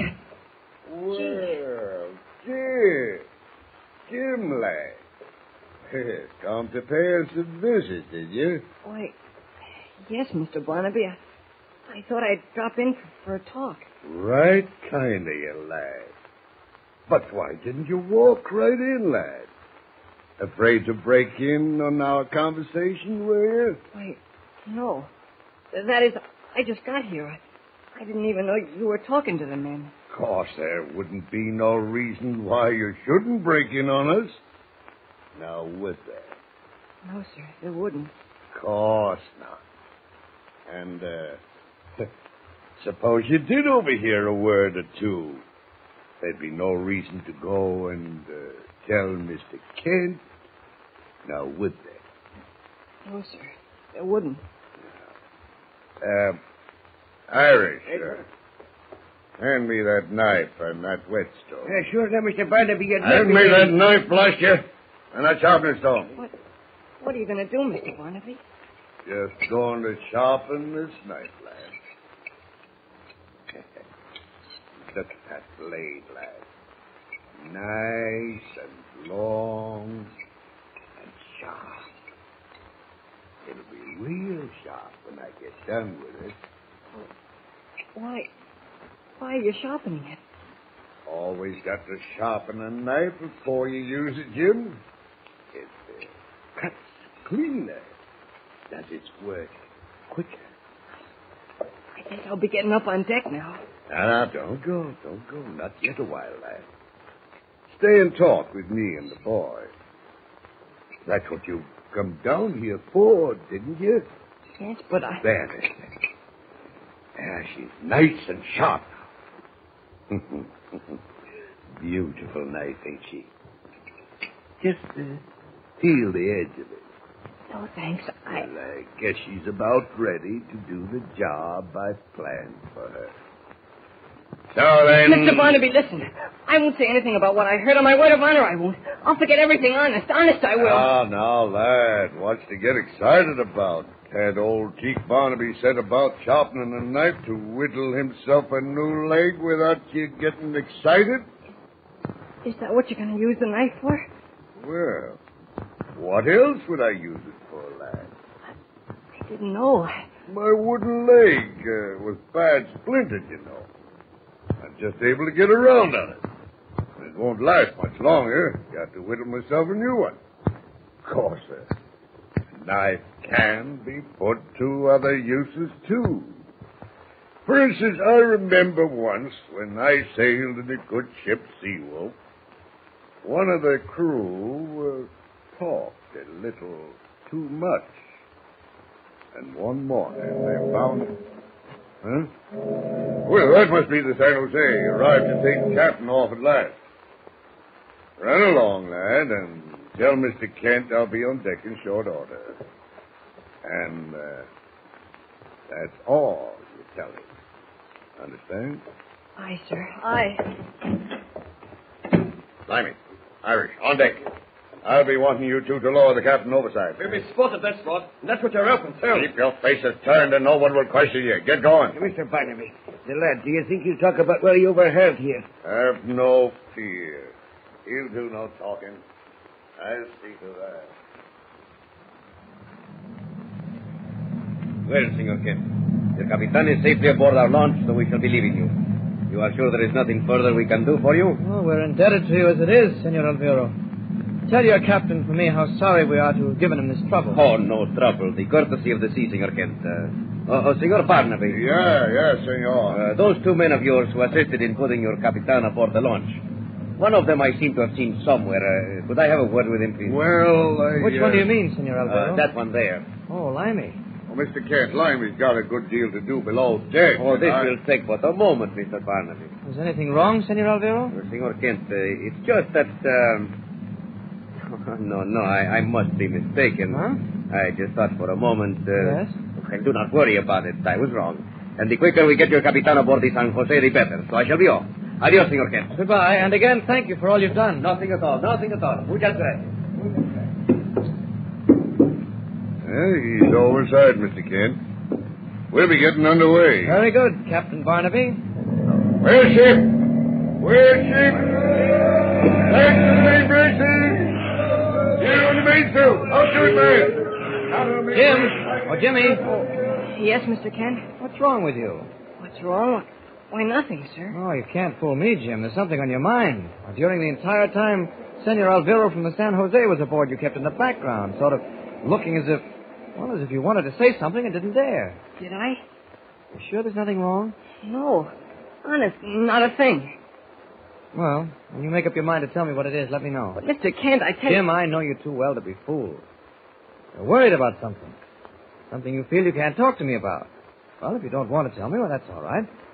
Just remember, though, that I'm ready to help you anytime I can. Gosh, Mr. Kent, it isn't that I don't want to tell you, but Well, then why don't you tell me? We're on the way, Mr. Kent. Well, looks like you and the lad are having a little heart-to-heart talk. No, on the contrary, Barnaby. Jimmy here refuses to tell me what's on his mind. Something, worrying the lad? I'm afraid so. Well, maybe it's something he'd rather keep to himself. Eh, lad? Why? Yes. Yes, Mr. Barnaby. After all, Mr. Kent, a secret's a secret. Eh, lad? Oh, I didn't mean to pry. If I know Jimmy, he'll tell me what's on his mind in good time. Oh, he will, eh? Well, what do you say to that, lad? Oh, no. I mean, Well, lad, you're all messed up. Here, now, we'll take your mind off your troubles. Let old Teach show you a new trick. Here, now, let's see. There we are. A little matchbox. A little wooden matchbox. What are you giving it to me for? Well, you just take it over near the deck house there. Go along now, and I'll show you a trick. Okay, but I wish I knew what you're going to do. What are you going to do, Barnaby? Just a harmless little trick. All right, lad. Just hold the matchbox up now. Eh? That's right. Now, then... Barnaby, that knife! How's that, eh? Clipped the matchbox out of the lad's hand and pinned it to the wall with me knife. Don't ever do that again, Barnaby. Huh? Just a little trick, Mr. Kent. A harmless little trick. Trick or not, you might have hit Jimmy with that knife. Accidents happen. Not with old Teak Barnaby. I never hurt no one by accident yet. No, sir.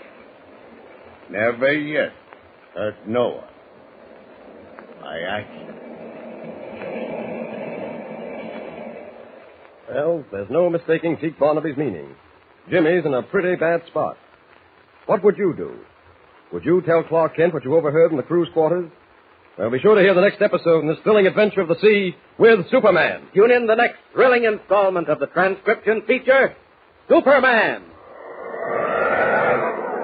Up in the sky! Look! It's a bird! It's a plane! It's Superman!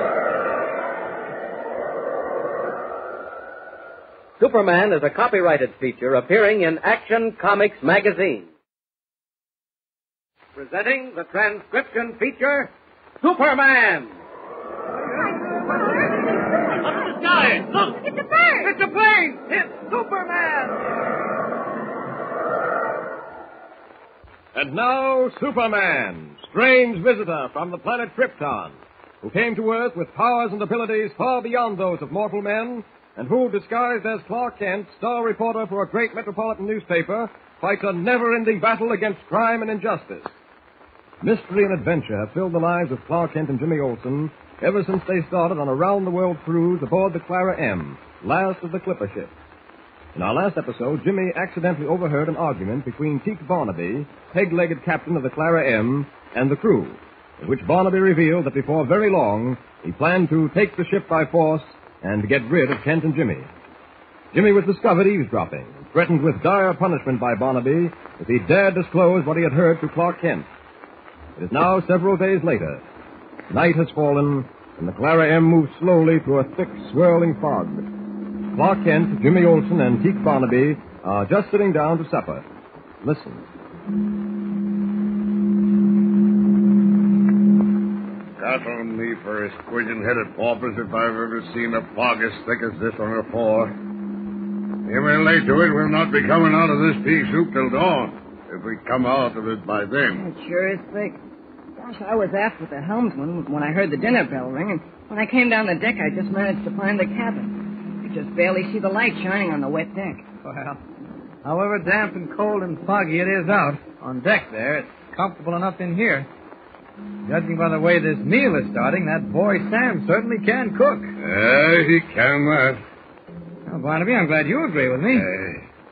Jimmy here hasn't touched a thing since he sat down. Oh, sure, lad, you're not feeling sickish. Not after being at sea a week. Oh, no, I'm just not hungry, that's all. There's something wrong with you, Jimmy. Wish I knew what it was. It's nothing. Honest, Mr. Kent. Well, that's probably off his feet, might, Mr. Kent. You mustn't trouble your head about him too much. Oh, I'm not worried, really. Except, well, Jim has always come to me when he's had a problem, when there's been anything on his mind. Gosh, Mr. Kent, I've told you it's nothing. Frankly, Jim, I don't believe you. I know you as well as I know myself. You've got something on your mind, something that's worrying you. And I know you'll come to me when you decide I ought to know about it. You will come to me, won't you? Well, sure, Mr. Kent, sure. Gosh, can't we just forget about it for a while? You're upsetting the lad with these questions, Mr. Kent. He ain't got nothing on his mind. Nothing's worrying him. Why, have you, lad? Why, Of course not. Now, we'll just change the whole subject. I wonder how poor Captain Hawkins is getting along aboard the San Jose. You think he's got a chance to pull through, Mr. Kent?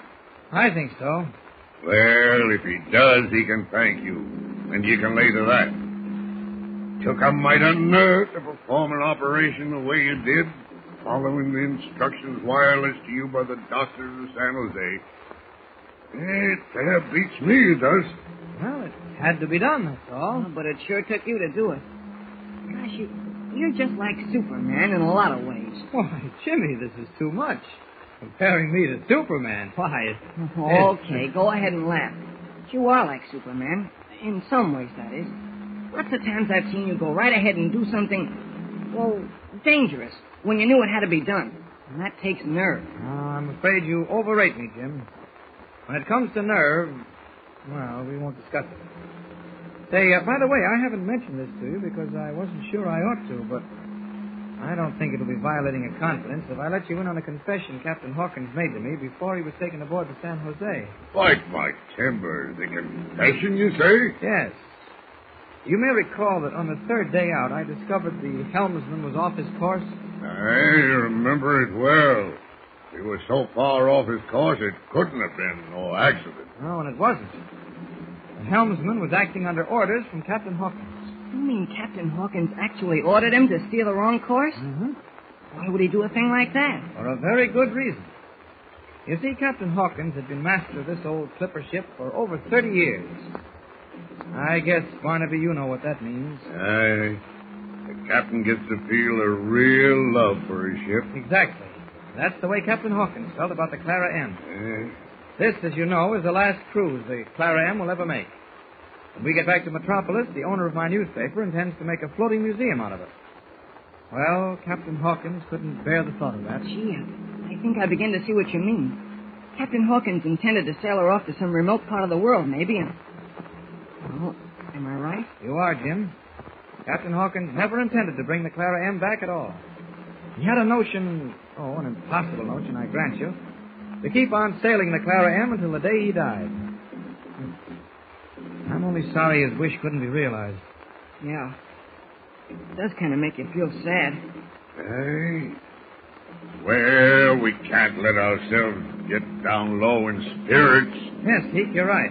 I'll tell you what.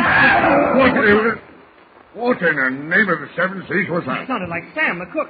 We better go see what's happened. Oh, ain't no need for you to go, Mr. Kent, because I'm right here. And I'm staying here. I ain't never going back into that galley. Stow it. What happened to you, cook? You look as if you'd seen a ghost. Sure does. Oh, I ain't seen no ghost, but I sure did hear one. What are you talking about, Sam? What do you mean you heard a ghost? Oh, just this very minute, sir. Right outside the window of the galley, I heard the whistle. Whistle? Yes, sir, Master Jim. It was a whistler, sure enough. Oh, look here, cook. All this business about the whistler is just seafaring superstition.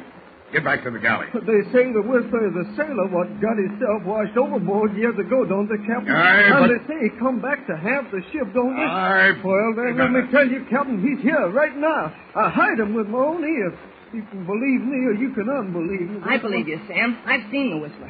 Gosh, Mr. Kent, now's our chance to get him if we work fast. You're right, Jim. If the whistler does exist, he must be prowling around the Clara M right now. Come on. Well, where to, Mr. Kent? To the galley, Sam, and you're coming with us. Well, just so long as I got company, all right. The galley's the best place to start, I'll be bound. There's the whistler right outside the window of the galley, did you? Yes, sir, Captain. I sure did. We'll soon find out whether you did or not, Sam.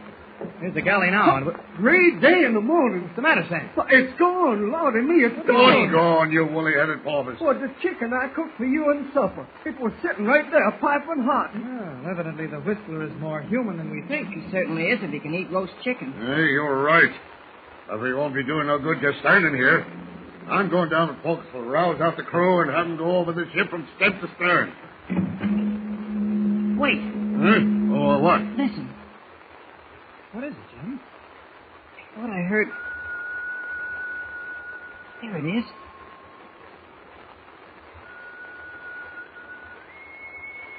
Mr. Kent, it's the whistler. You're right. Listen. That whistle came from up at the stern. Oh! What? Something's happened up there. Come on! Gosh, this fog is so thick.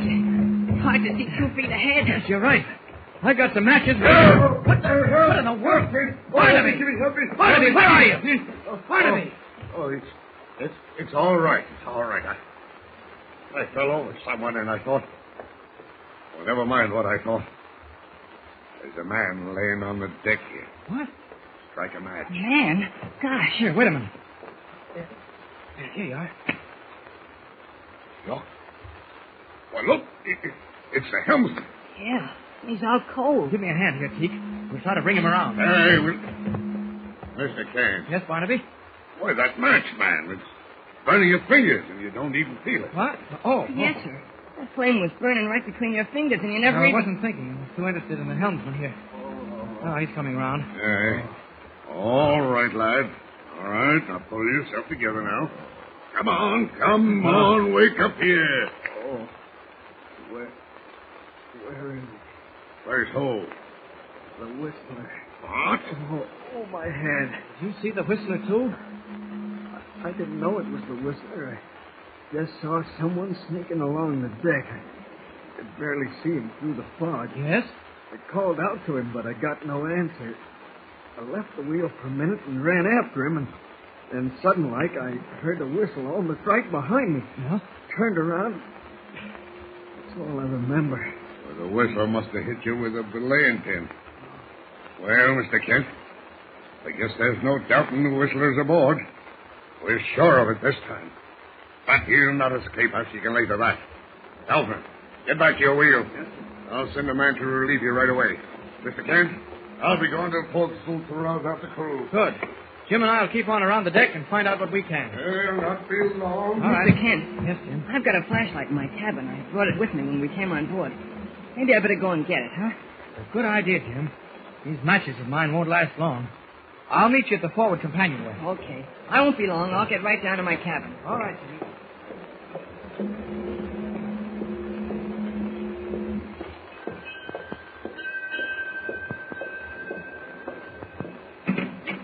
I didn't bother to turn on the light here in the cabin. I know just where I put the flashlight. That's funny. It was right here in this top drawer. I'm sure What? Holy mackerel. What can that be?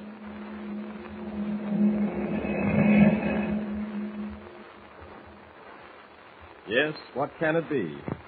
What is the meaning of the strange moans heard in the darkness of Jimmy's cabin? Be sure to hear the next thrilling episode of our mysterious adventure with Superman. Tune in the next thrilling installment of the transcription feature, Superman. Up in the sky. Look! It's a bird! It's a plane! It's Superman!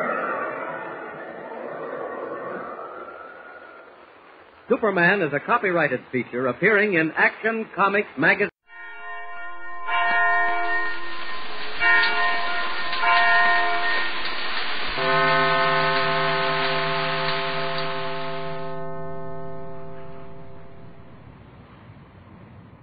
Kellogg's Pep, the build-up wheat cereal, takes you to the world beyond tomorrow in the age of the conquest of space.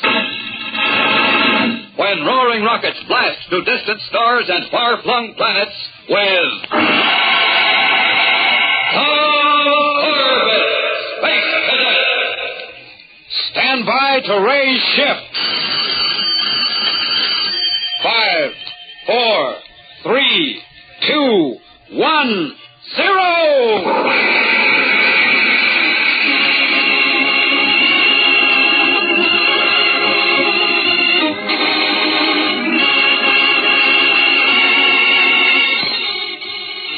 Chimes of the Tower of Galileo echoes over the campus of Space Academy, tolling the hour of 9:30. Dormitory windows slowly go dark as cadet units retire for the night. But light continues to stream brightly from Section 42B, the quarters of the Polaris unit. Inside, Cadet Tom Corbett, a tall, curly-haired boy of 18, is seated at the desk, dictating a letter into the audio writer. Nearby, Cadet Astro, the second member of the Polaris unit, listens intently to earphones clamped tightly to his ears as a study spool whirls in the study machine, droning out a lesson in astrogation. And the third member of the Polaris unit, Cadet Roger Manning, idly contemplates his collection of pinups. Cadet life is quiet and routine on the Space Academy campus. Suddenly, the dormitory intercom crackles into life.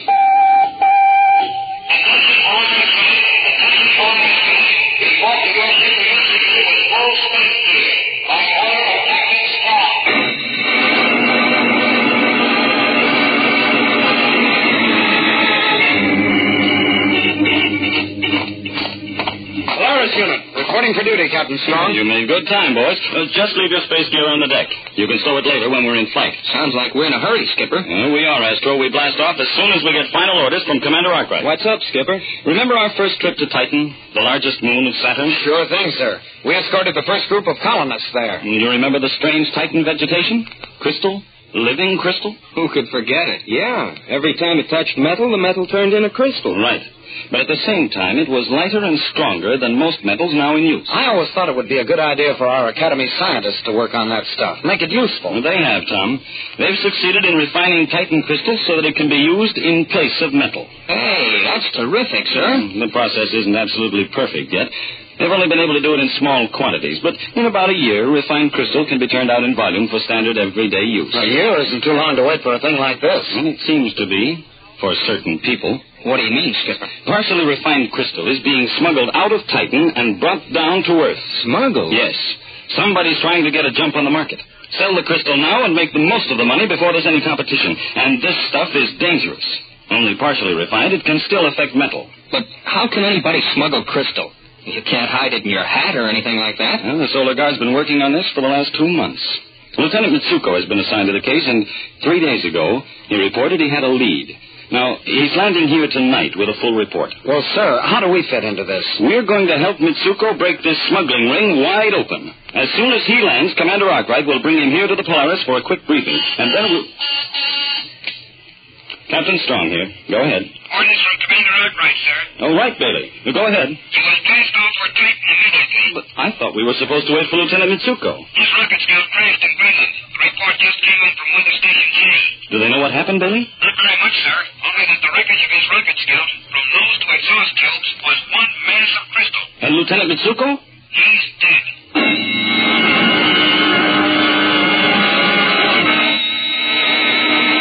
We'll return to the exciting adventures of Tom Corbett, Space Cadet, in just a moment. So stand by. Listen. That's a flight of jet planes flashing across the sky, flying faster than the speed of sound itself. Those fleet, deadly jets are the masters of the air, spreading their wings in battle high above the earth.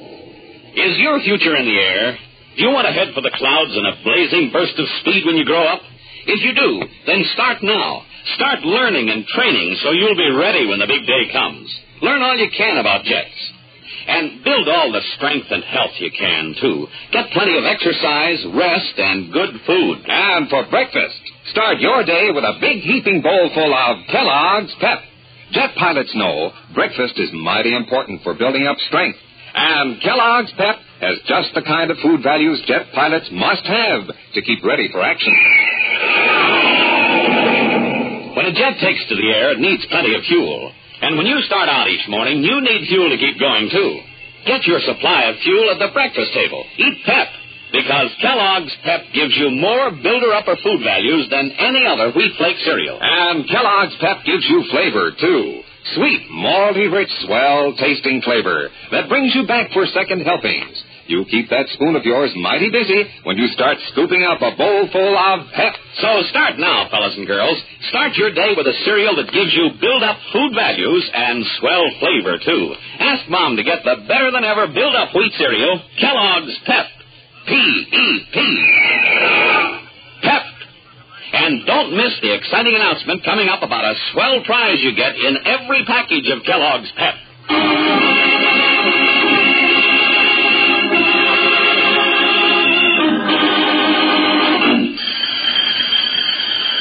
Attention, crew. Blast off in 30 seconds. Station check. And Astro, lower deck ready, sir. Cadet Manning, radar bridge ready, sir. Cadet Corbett, control deck ready, sir. As a lone, powerful spotlight from the spaceport control tower plays on the silvery hull of the rocket cruiser Polaris, Captain Strong and the space cadets prepare to blast off. Energize the cooling pumps. Pumps in operation, sir. Feed reactant. Switch in takeoff gyros. Gyros in, sir.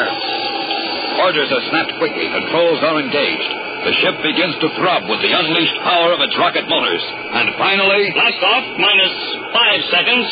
4, 3, 2, 1, 0!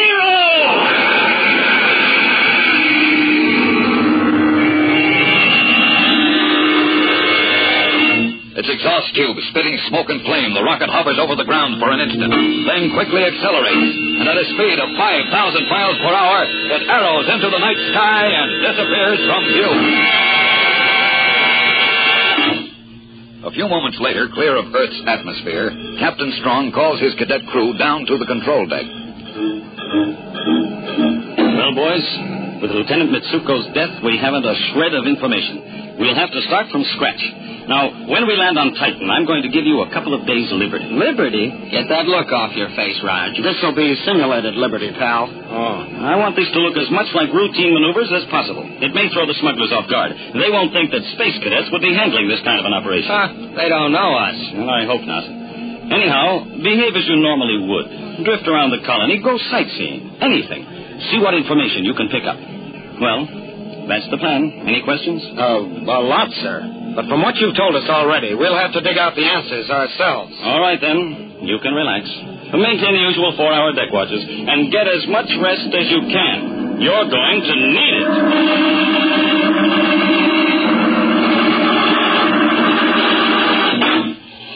Titan control from rocket cruiser Polaris. Entering approach orbit. Open atmosphere resistor screens for landing. We'll touch down in 4 minutes.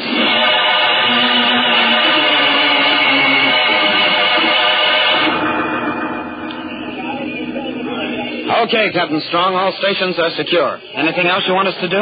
No, Tom. You're all out duty. You boys can have 48 hours liberty. Thanks a lot, sir. We sure can use it, sir. You put us through hoops on this training flight. And don't worry, Skipper. We'll keep our eyes open. We'll find those... Oh!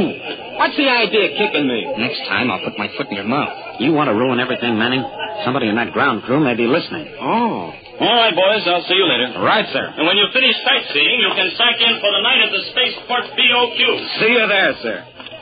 Now, have you hotshot space detectives figured out where we begin this sightseeing tour? Seems to me the spaceport is just as good a place as any. Oh, sure. A great place to load smuggled crystal. Well, they load crystal here, all right. Look at that space freighter over there. Hey, you don't suppose that stuff on the conveyor belt... relax, will you, Astro? That crystal's already been refined. Come on, let's have a closer look. She's a fast-looking ship. The Mary Wells. Well, I'll be. Stand where you are, all of you. Huh? Who said that? That guy climbing out of the freighter. Looks like a Martian deck officer. Stand where you are, or I will blast you. Hey, that creep's pointing a parallel ray at us. Better hold still, fellas. He means business. Stop the conveyor. What are you doing here? Speak up. We've got as much right to be here as you have. Put that ray gun away, pal, or I'll bend it around your neck. Oh, so now I recognize the uniform. You are of the Space Cadets, the little boys who play a soldier. Hey, where do you get that little boy routine? Be still, or my ray will freeze your chattering mouth. Look here, what's the idea of pulling a ray gun on us? We weren't doing anything wrong. I do not take chances. Anyone who comes too close to me may be an enemy. But you, children... Start the conveyor! Children? Why, I'll show that space... Oh, relax, Manning. Come on. What's the matter with you guys? You afraid of that parallel ray? Well, we're not afraid of anything, pal, but there's no point in starting a fight with him. We won't learn anything that way. We won't learn anything anyway. Our first hot lead. Nothing but hot air.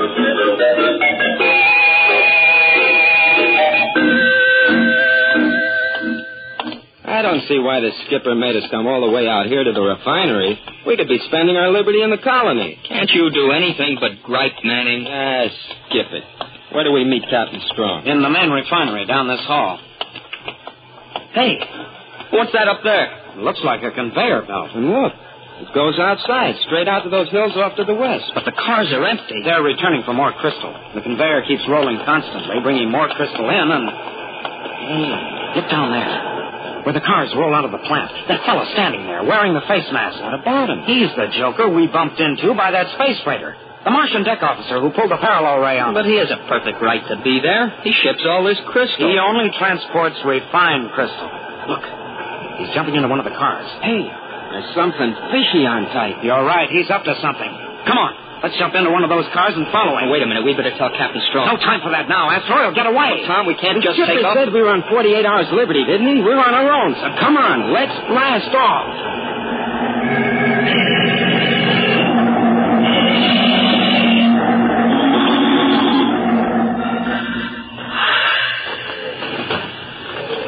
By the rings of Saturn, how far is that joker going?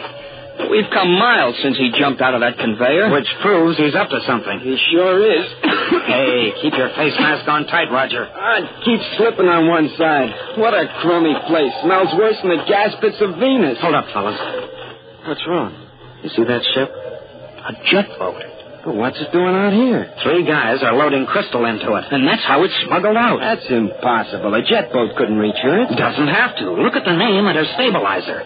The Mary Wells. Say, remember what Captain Strong told us this morning about that list Lieutenant Mitsuko left? The Mary Wells reported losing a jet boat a few months ago, and she got a replacement. This is how she lost it. Then the jet boat meets the Mary Wells out in space, is taken aboard, and carried to Earth. Go to the head of the class, Astro. But the freighter's boat locks were full. What does she do with the extra boat? Probably sends it down here to be filled up for the next trip. What an operation. And this is our chance to break it up. What do you suppose would happen if we stowed away aboard that boat? Well, what's the point in that? To prove the connection with the Mary Wells. We'd get aboard the freighter and then take over. Take over? The 3 of us? A space freighter only has a crew of 5. Hey, now's our chance. Those guys are going into that space hut. What a break. How about it, Astro? Well, Oh, blast it. Okay, but it's against my better judgment. You won't think so when they pin the solar medal on you, Astro. Let's go, fellas. And spaceman's luck.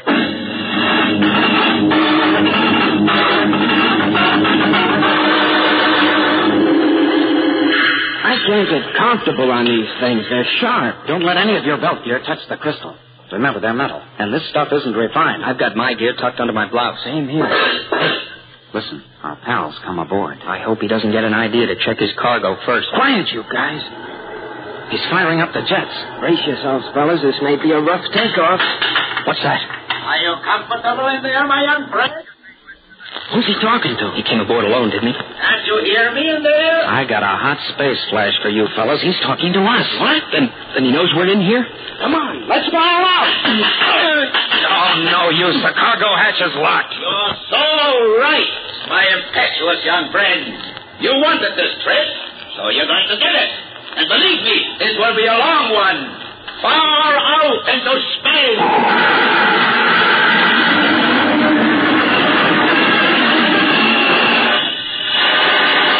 We'll return to the exciting adventures of Tom Corbett, Space Cadet, in just a moment. So stand by. Fellas and girls, it's here at last. An exciting new prize for you. Brought to you by Kellogg's Pep. That's right. Free at no extra cost in every package of Kellogg's Pep. Yes, sir. Everybody's excited about the new Magic Moving Picture Eye, a swell prize that you can get right now. This Magic Eye is a smooth, shiny plastic disc. When you hold it between your fingers and tilt it back and forth, the picture on the disc moves like magic. And you can get all different kinds of pictures. Pictures of movie stars like Bob Hope and William Holden of Paramount Pictures. And trains speeding down a track. Jet planes in the air. And sports stars like Pauline Betts and Bobby Riggs in action. There are 16 different Magic Eye moving pictures in all. And listen, you can start your Magic Eye collection right now because you get a Magic Eye in every package of Kellogg's Pep. Free at no extra cost. Your grocer has your package of Kellogg's Pep with a Magic Eye packaged inside right now. So don't wait. Ask Mom to get a package of Kellogg's Pep as soon as she can. That's right. To get your Magic Eye, ask Mom to buy Kellogg's Pep. P-E-P. Pep.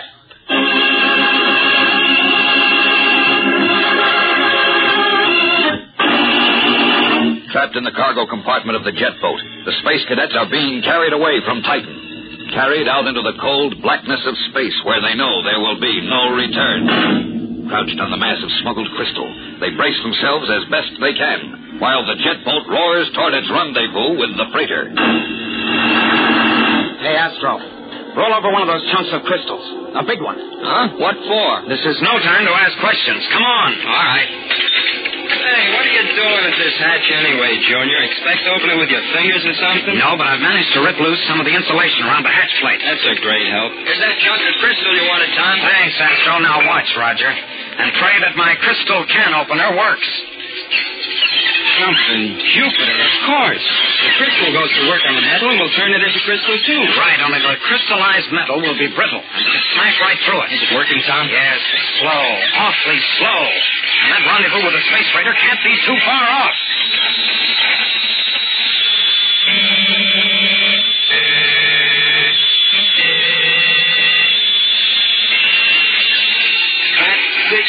Beautiful hunk of crystal. Keep working on that hatch. Isn't that crystallized area large enough yet, Tom? Let it go a little longer. When we break out, we've got to move fast. We'll need plenty of elbow room. No wonder that joker doesn't hear the vibration. The noise of the jets probably covers it. Hey, the jets, they stop. We must be at our rendezvous point. Tom, he'll hear the vibration. And we have to hit him now. Break that crystal and let's go.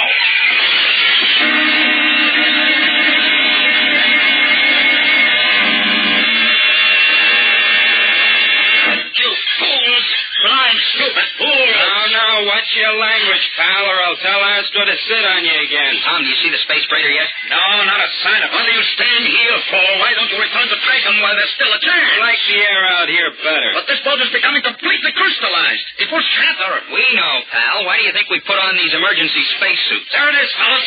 There it is. Space freighter? You expecting the Earth one to shuttle, Astro? All right, start up the jets, Astro. I'll handle the controls. I hope everything still works.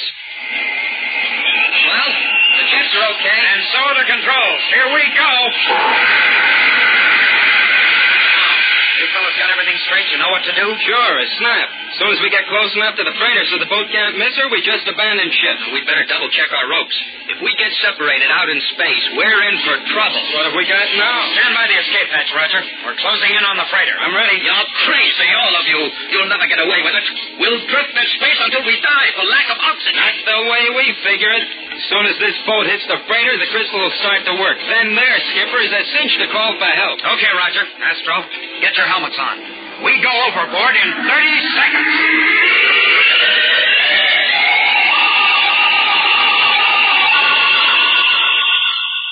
Hey, Astro. Astro. Yeah, Tom? You all right? That's fine. What about Roger? Don't worry about me, Junior. I'm drifting along like a cloud. How's our passenger? He hasn't opened his mouth in the last 10 minutes. The shock of seeing the boat crash into the freighter must have been too much for him. He passed out cold. You did a nice job of aiming, Tom. Not only is the hull of that ship crystallizing, but you smashed her tube. She can't get underway. The skipper has to send a distress call now. He's probably sent out 50 already. Hey, look. The call's been answered. A couple of rocket cruisers are coming out. And one of them's the Polaris. That's our skipper right on the ball. I hope he is, Roger, at least as far as we're concerned. He may think we made a little bit too much of our liberty.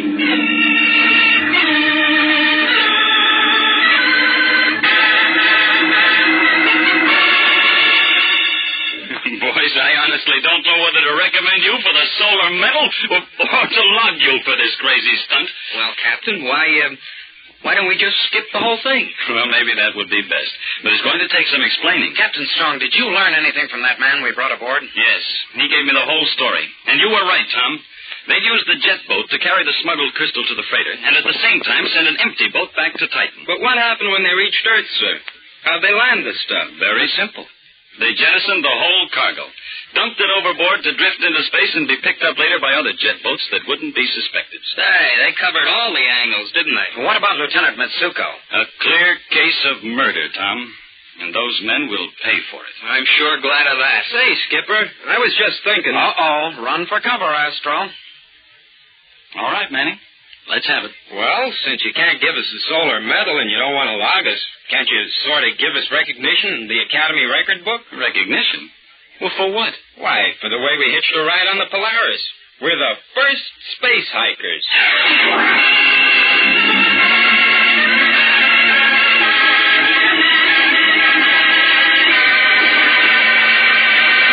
Don't miss the next thrilling interplanetary adventure on Tuesday, when danger lurks in the cold blackness of the void, and Tom Corbett visits the space station of danger. Tune in, same time, same station for the next thrilling interplanetary adventure with... Corbett, Space Cadet! Brought to you by Kellogg's Pep, the build-up wheat cereal.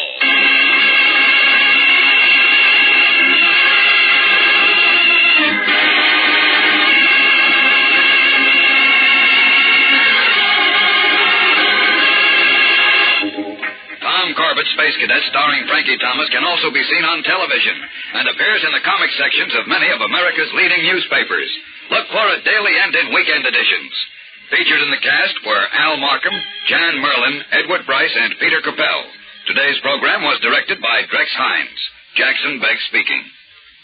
Kellogg's Raisin Bran has a secret. Shh. Kellogg's Raisin Bran has a secret. Shh. In Kellogg's Raisin Bran, the tasty raisins are dipped in honeycomb. That's the secret of Kellogg's extra delicious flavor. That means plumper, tastier raisins, combined with golden, crisp bran flakes. Both fruit and cereal, all in one box. No other raisin brand but Kellogg's gives you raisins dipped in honeycomb. So try Kellogg's, because... Kellogg's Raisin Bran has a secret. Shh. Kellogg's Raisin Bran has a secret. Shh.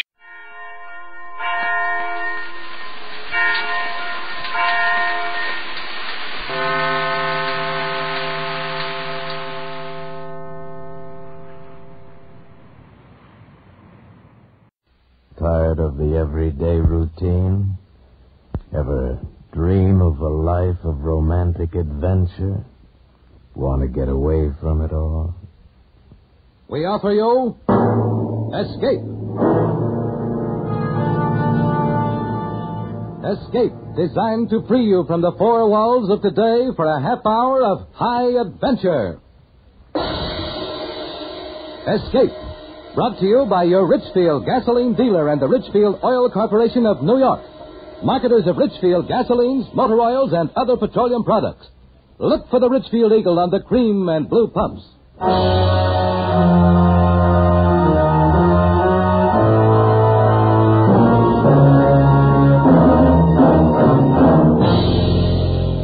Tonight, we escape to India in the story of an ex-army pilot caught up in murderous intrigue. As Joel Murcott tells it in his exciting tale, Serenade for a Cobra. He's got to keep playing. He's got to keep playing that music, and I've got to listen. If he keeps it up long enough, I'll have a chance. But if he stops, I'm going to die. And he may stop. He may stop any minute because that's what he wants. He wants me to die.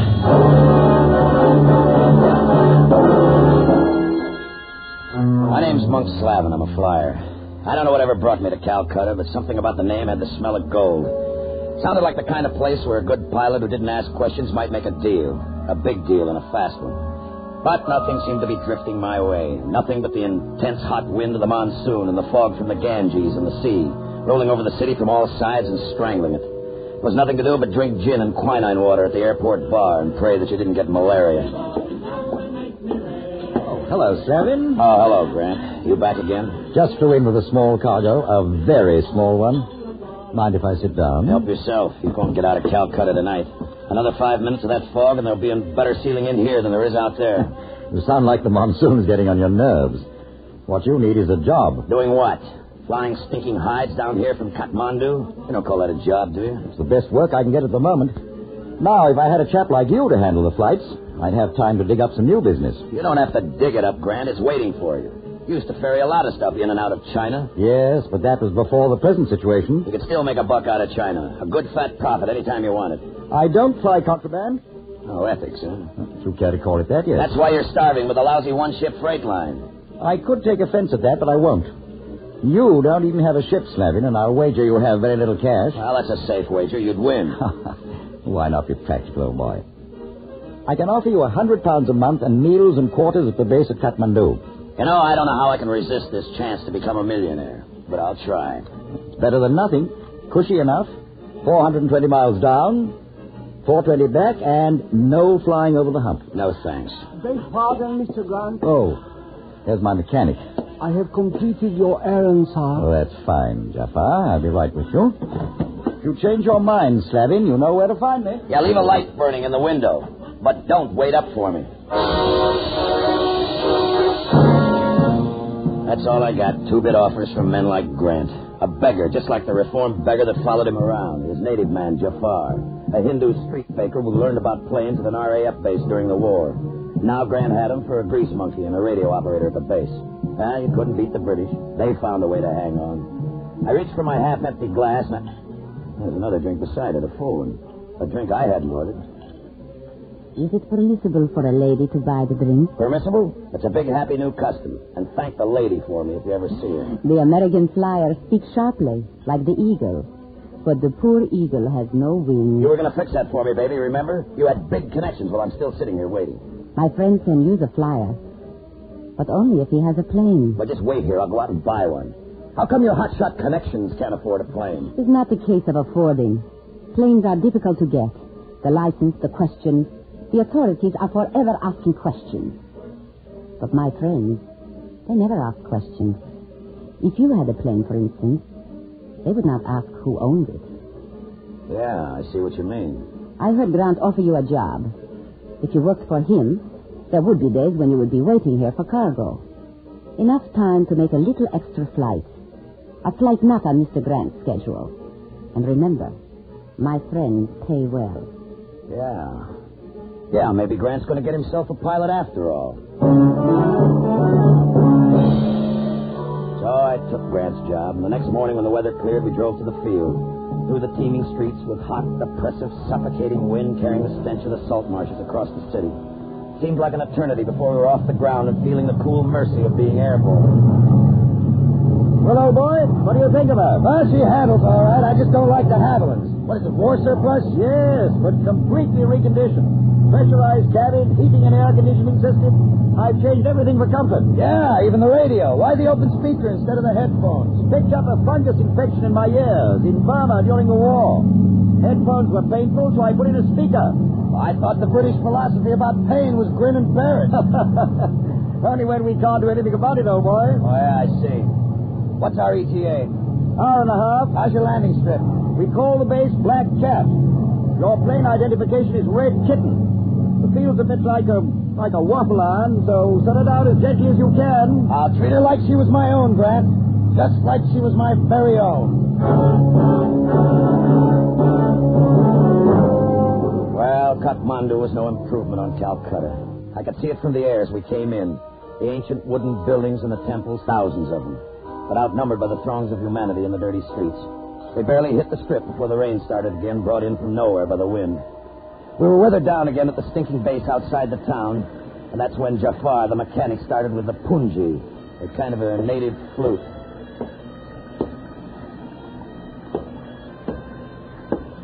I say, Slavin, do sit down. No wearing me out. I'm wearing you out. Listen to that thing. Don't he ever stop? He's just amusing himself.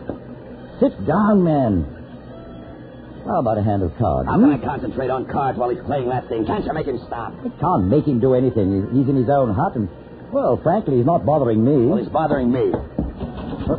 Why the slicker? Where are you going? Turn that thing off before it drives me nuts.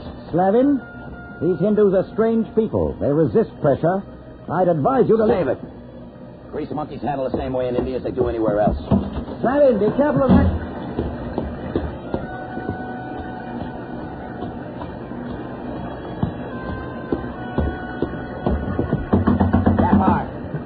Jafar, do you hear me? Jafar! Jafar, stop that thing! I don't know why I stopped inside the door, but I did. There was something eerie about the room. Something in Jafar's burning black eyes that held me. I watched the flute moving slowly as he played. Then I saw it in the dim light. The weaving, puffed head of a cobra. The snake was dancing in front of him. Oh, I'd seen cobras before in the bazaars and in the streets. No matter how many times I saw them, the sight of that deadly, slowly moving, puffed head was enough to turn my blood to ice. I backed slowly out of the room and closed the door.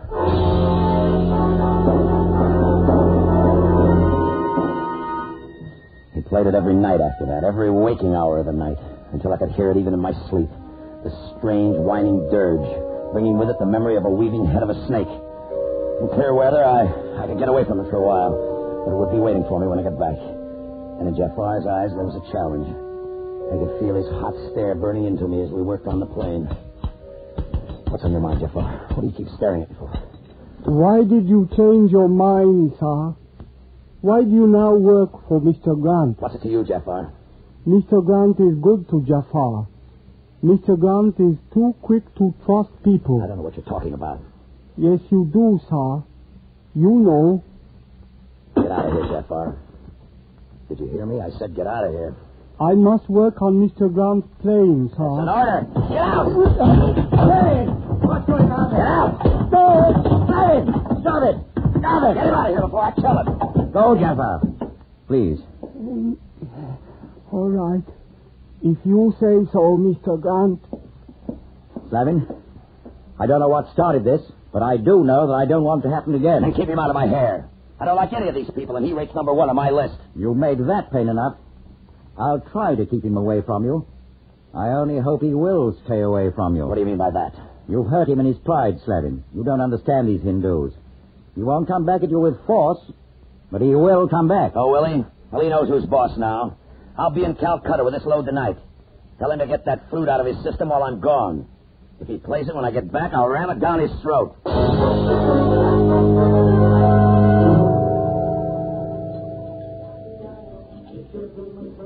Aren't you going to buy me a drink? You don't make me any money, baby, so don't cost me any. But I am going to make you money. A lot of money. You better come up with it fast. My job looks temporary. Is tomorrow fast enough? Tomorrow I'm bringing another load of hides down from Kathmandu. I'm going back there tonight. Oh, that will fit in nicely. When you leave Kathmandu tomorrow, you will make a short side trip. One stop in China. Then come back here to Calcutta. China, huh? Well, now you're beginning to interest me, baby. Where in China? My friend knows. His name is Karkanov. He will be waiting for you tonight when you return to Kathmandu. Meet him at midnight, at the rear of Great Temple of Vishnu, at edge of town. How big is the job? Big, but very little trouble. That is, if you are not squeamish. When I say how big, I mean how much. For you? 10,000 American dollars. 10,000? How much of that do you expect? Oh, Karkanov pays me. The 10,000 is all yours. Now will you buy me a drink? Yeah. Now I'll buy both of us a drink.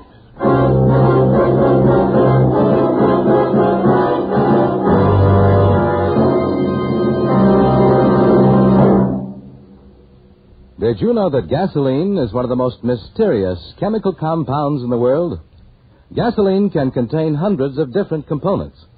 But one stands out for its remarkable antinought quality. It's xylene. Xylene is one of the highest antinought gasoline components ever discovered. And today, xylene is contained in every gallon of Richfield gasoline. Xylene in Richfield gasoline helps give your car that quick surge of knock-free power. And you feel the silent power of xylene when you zip up a long hill. Moreover, your Richfield dealer offers you a choice of two great Richfield gasolines with xylene. Richfield High Octane at regular price for motors of average compression. And Richfield Ethyl for motors of highest compression. Let your Richfield dealer help you decide which Richfield gasoline is best for your car. Stop where you see the Richfield Eagle and the cream and blue pumps. Get the gasoline that contains one of the highest antinought components known to science. Get Richfield gasoline with xylene. And now we return you to Escape. $10,000. Enough to get out of the trap. I can go back to the States on that, buy my own plane, pick up my own spots for a smart deal. I thought of it all the way back to Kathmandu. This would be my last night in that hole. My last night. Black Cat. Calling Black Cat. This is Red Kitten calling Black Cat, over. Red Kitten, this is Black Cat. Go ahead. ETA 15 minutes. Visibility poor. How is it there? Poor, but all right for landing, sir. Light landing fields on all corners of the field. Flares, you hear me? Mr. Bank has already left to do that, sir. Good.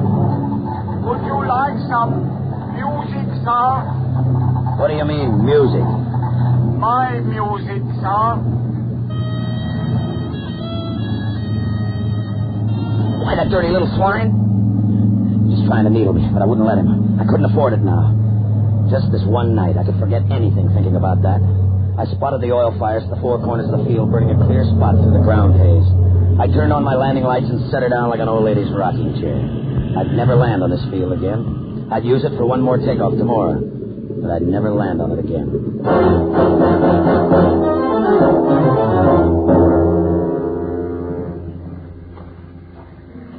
Turn off your flashlight, Mr. Slevin.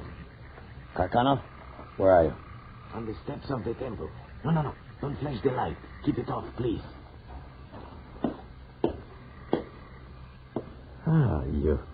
You're very prompt, Mr. Slevin. $10,000 worth.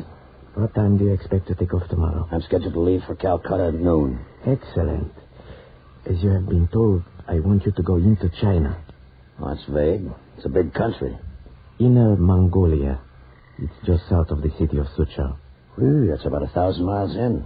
1,200. Here is a map. What's the deal? On the map is the location of a field. Not a regular air base, but good enough for a landing. You will time your landing for just before sundown. You will take off again almost immediate and return by night. Back over the hump at night, huh? That makes it interesting. It will be dull, really, as all well-planned things should be dull, but profitable. A countryman of mine named Leontovich will meet you when you land at Suchao. With him will be an old Chinese. They will return with you. Too hot for him up there? The old Chinese is a wealthy merchant. He will bring his wealth out with him. Through connections, we have arranged this escape for you. But there's something else you'll have to arrange. I don't carry enough fuel to get me to Suchao and back to Calcutta. You will be refueled. Nothing has been overlooked. Where do I contact you when I get back? When you land at Calcutta, taxi to the north end of the field. I will be there with automobile to pick up your passenger and his cargo. Passenger? You mean passengers, don't you? You said there'd be two. Your man Leontovich and the old Chinese. Oh, a trifle I forgot to mention. They will both start back with you, of course, but the old Chinese will not complete the trip. You understand? Yeah, I understand. He disappeared into the darkness, and I started back to the field. The night was full of sound. Even the damp heat had a sound of its own, like nothing else in the world. But there was something else. Jafar. Where are you? Jafar. Jafar!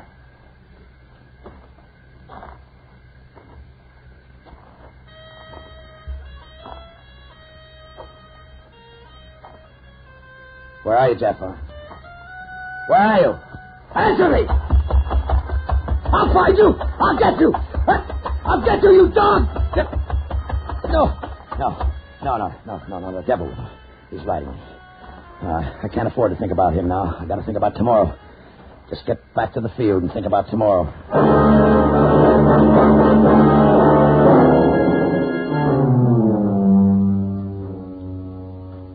He was on the field in the morning, checking the plane as though nothing had happened. But I could see the glitter in his black eyes like the glitter of a snake's. I wanted to smash his face with my fist, but I couldn't. I had to fly out as though nothing was wrong. The motors caught sweetly, and I lifted off the strip like a feather, and then headed south for Calcutta until I was out of sight of the field. Then I made a half circle to the north and headed for the hump. She took it like a swallow. Past the white peak of Mount Everest, the top of the world, and out over the great plateau of Tibet. Then the northern rim of the Himalayas dipped beneath my wings, and I was over the hill country of Mongolia. I hit it right on the nose, the field outside the town of Suchao, and made my landing just as the bottom edge of the sun was kissing the horizon. I am Leontovich. The Chinese have a truck with fuel. Quickly. Why so many of them? Carcano said there'd be one Chinese. They are the old man's friends. They come to see him off safely. That is why we must go to the bother of taking him along, far away. All right, but watch them. An armored car will come over the hill as we are ready to take off. Do not be alarmed. I thought you had everything fixed here. Quiet. They will not be after us. They will take care of the Chinese we leave behind. Well, there better not be any slip-ups. Let's get out of here fast. Give me that hose up here. There were 5 of the Chinese, and deep in their impressive eyes was quiet terror. One was an old man clutching a wicker basket, but the terror in his eyes was tempered with a glint of hope. The others just stared at the plane with a terrible yearning. The last of the gas trickled into the tanks. We took the hose down. The truck backed off. You ready? Yeah, boost them in. Come, old one. They lifted the old man into the plane. Leontovich climbed in after him, closing the hatch. The motors caught. I nosed her into the wind just as the 4 Chinese on the ground made a dash for the plane. The reason was clear. Coming across the hill at the end of the field, an armored car. Hey, what is it? They're shooting. Not at us, but hurry. Don't worry. Here we go. Our friends on the ground seem to be dead. That was nicely arranged. Now they won't be able to talk. How about the old man? In the cabin, he saw nothing. It is almost dark. We can persuade him to leave us at any time now. Wait. Someplace over Tibet. As you say. Karkana's man hadn't flown before. I could see it in his face. And I was thinking about the wicker basket. That was the cargo I could carry alone, all alone. I didn't have to land at Calcutta. I could go on to Bombay and be out of India on a ship to Africa before morning. The moon was bright over Tibet, and it looked like a ghost land. The old Chinese seemed to be sleeping when I glanced back, his head bent down over the precious basket in his lap. I nodded to Leontovich. He moved slowly, methodically. He slipped an arm under the old man's head, jerked an elbow tight against his throat. I saw the old man's eyes, the terror and the hope mixed with surprise, then realization, then resignation. He slumped and the basket slid to the floor at his feet. I set the ship on the automatic pilot and went back into the cabin. He is ready to leave us. I'll open the hatch. You carry him over and dump him out. Such a shame. But at least we shall keep the basket for remembrance. He picked the old man up. I opened the hatch. As Leontovich came to the door, he felt the vacuum full of the rushing air sliding past the plane. He tried to draw back, but I caught him with my foot and shoved them both out. No! I was alone in the cabin with the basket. When I opened it, I didn't even mind the stink of the hides. American dollars, British pounds, and jewelry. In a few hours, I'd be sailing from Bombay. A millionaire sailing from Bombay.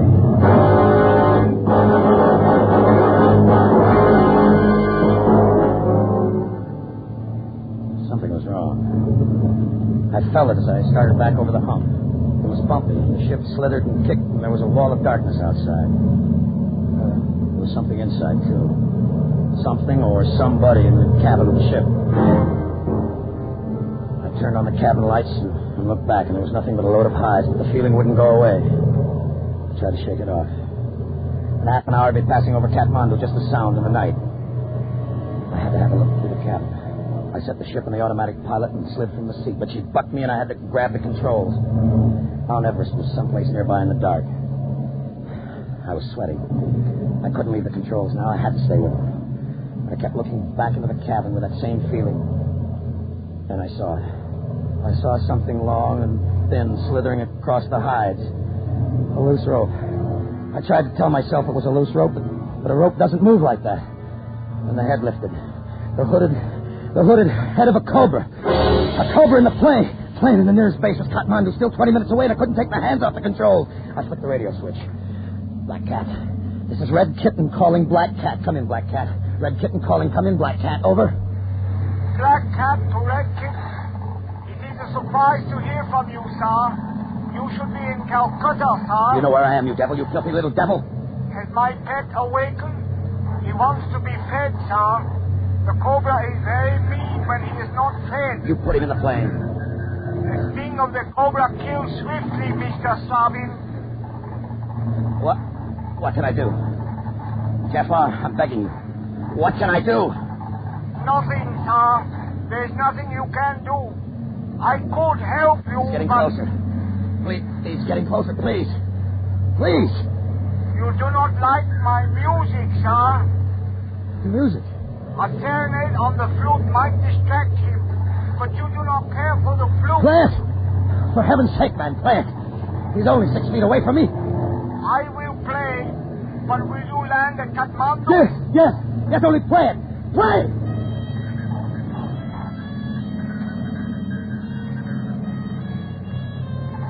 The snake came closer. That ugly hooded head, spreading and raising and weaving in time with the music coming over the radio.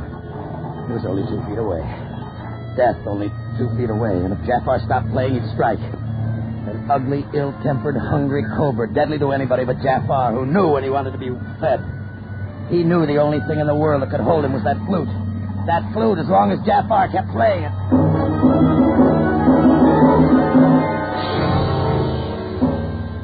over the hump. I saw the oil fires being lit on the strip at Black Cat.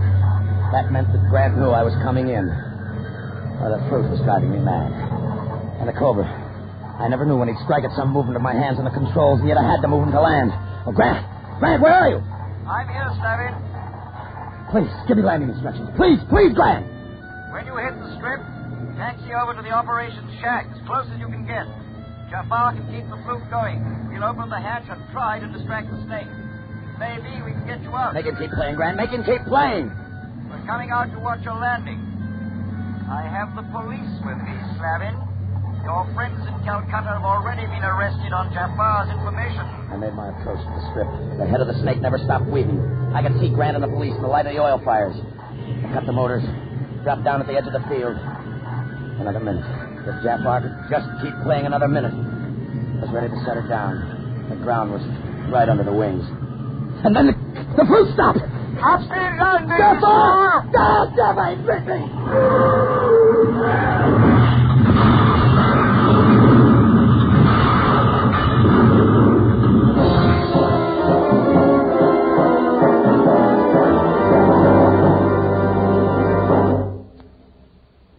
Well, what do you think, officer? Will he live? Oh, bad crash. Afraid not. Too bad about your plane. Oh, it's insured. I'll get another. Oh, you might possibly get the money and the jewels, too, if nobody claims them. I doubt if anybody will. No matter. I only want what is my own. Well, Jafar, I'm afraid I shall have to arrest you. Why, sir? There is no law that says I must play my flute. No, but you deliberately put the snake in the plane. The snake lies there dead, sir. Have you examined it? It is not poisonous. The poison sac and the fangs I removed long ago. Oh, you mean the snake couldn't have hurt him? He couldn't have been killed by that snake any more than he could have been shot by an unloaded gun. I did not harm him, sir. My people do not use violence. It is against our belief. I say, that's a strange one. No matter how long I'm out here, I'll never understand him. Neither will Slavin, I'm afraid. You'd better cover him. He's dead.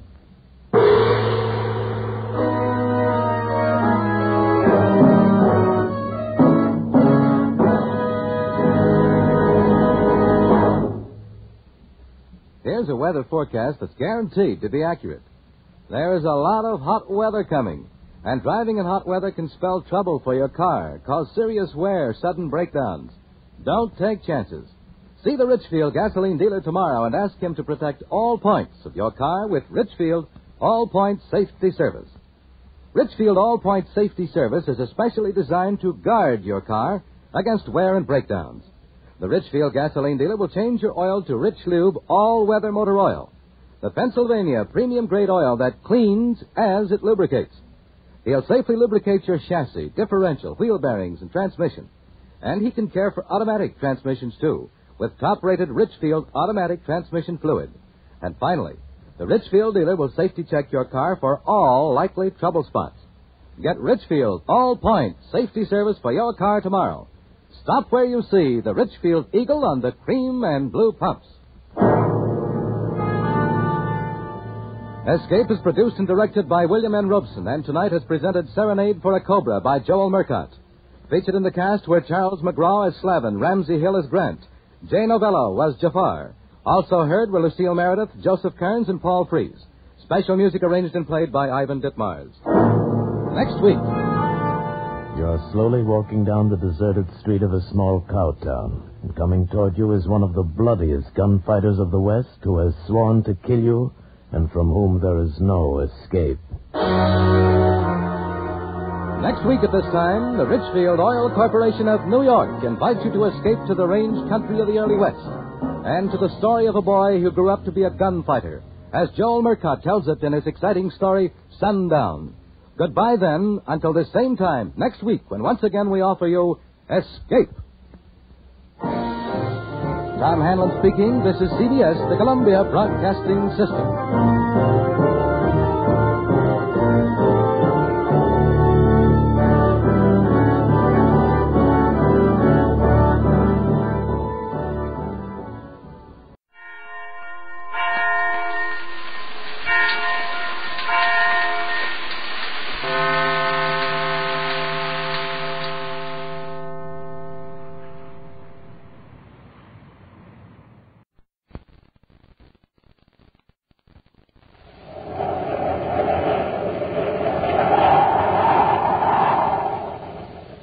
Chex, Rice Chex, and Good Hot Ralston present Space Patrol!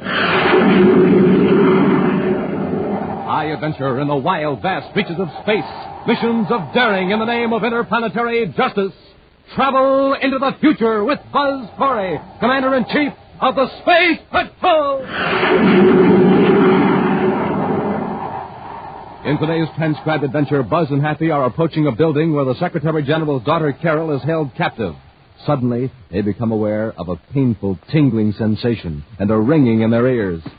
It's hard to walk. It feels like a big weight on me. Yeah, I can hardly move. Happy.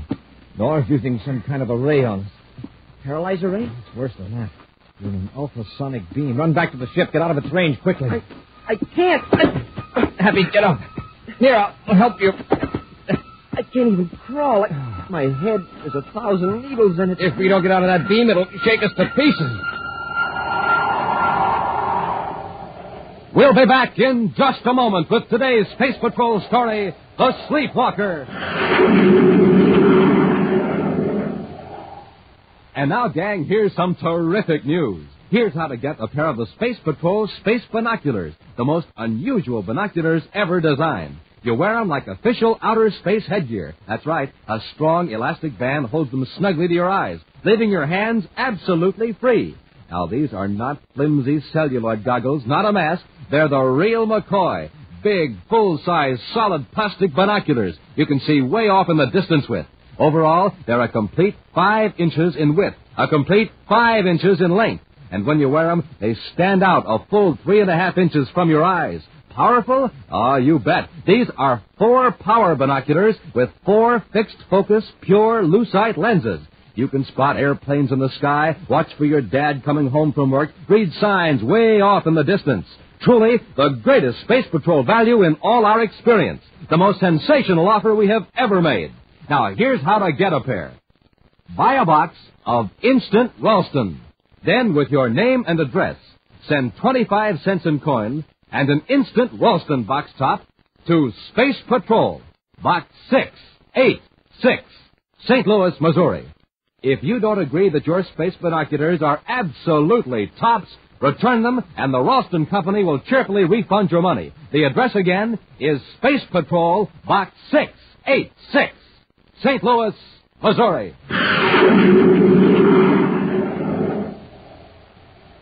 2 hours ago, in the Neptune City office of Interplanetary Transport Service, a small white light on a control panel flickered and changed to red. A few seconds later, the traffic supervisor of the big private passenger service clicked on his spaceophone. Space Patrol Search Command. This is the Interplanetary Transport Service Neptune office. Our ITS passenger ship N157 is overdue on 2 quarter-hour message-to-base reports. This ship last reported at 17:45 Universal Star Time on regular Terra-Neptune space lane, 900,000 DUs out of Neptune, and has not reported to Space Control Terra.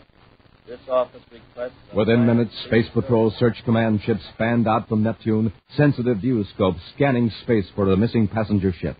90 minutes later, in Commander Corey's central office on Terra, Cadet Happy sits before a spaceophone, tensely waiting a report from Neptune. Happy. Nothing new so far, sir. Cut down the amplifier. Thanks. I've just got a report from the Communications Center from the Space Patrol Search Unit. They found the N157 out beyond the Neptune orbit. What was wrong, Commander? Passengers and crew had been mysteriously put to sleep. Sleep? Why? Cover a robbery, it seemed. Well, was the thief still aboard? No, we don't know yet. Chances are he was working with a Confederate who met the passenger ship out in space and took the thief aboard. But we know what's missing. One of the passengers, who was the first to revive, is making quite a disturbance about it. Can't say that I blame him. He lost 500,000 credits. 500,000? Wow. Well, that's partly his own fault. He had them packed in an ordinary suitcase and didn't even ask for a guard. Well, why in the universe was he carrying that much money around? He's a space construction contractor named Reese Bixby. Took over the government artificial satellite job after the other contracting firm defaulted. Oh, yeah. He's the man who boasted he could finish the satellites within 6 months. He can probably do it, too. Fortunately, he's a much better space engineer than he was a guard of his money. Well, the money isn't hid aboard the ship, then, huh? Apparently not. Ship has been searched. The only clue so far is that 2 passengers are missing. You don't know who they are until all the passengers arrive, so interplanetary transport can check the passenger list. And then we'll know who's missing and who took the money. Unless the thieves were traveling under assumed names, which they probably were. To me, this looks like the work of the sleepwalker. Oh, the crook who's been stealing plant payrolls by putting people to sleep. Right. Up till now, at least he hasn't committed any other form of robbery. It seems that this sleepwalker walks in other people's sleep. That he does. Interplanetary Transport Service, Neptune office, calling Commander Corey, Space Patrol Headquarters, Terra. Corey here, go ahead. This is Interplanetary Traffic Supervisor Jenkins, Commander. The two missing passengers are a man and a woman. The man is listed on the roster as William Knight. And the woman? My assistant is checking the names now, Commander. Hurry with that, please. William Knight. Make a note of that, Happy. Yes, sir. I have the other name, Commander. I can't believe this. What is it, Jenkins? The missing woman is the Secretary General's daughter, Carol Carlisle. What? It was on the amended passenger list, a last-minute change transmitted from Terra, which is why we were so long in finding out. Jenkins, stand by for further instructions. Yes, Commander. Happy, get the ship ready. We're blasting off from Neptune immediately.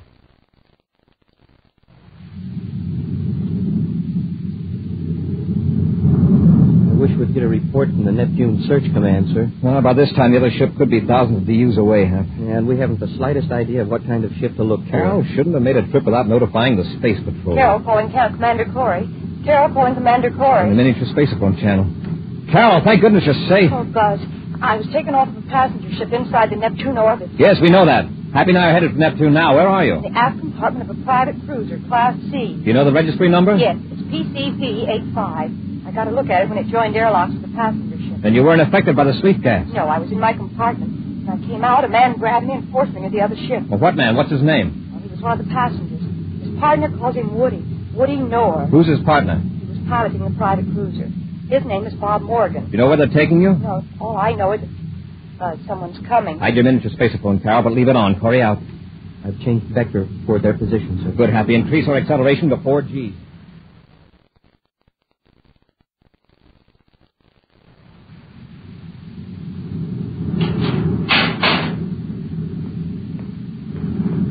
We came in to have a little chat with you, miss.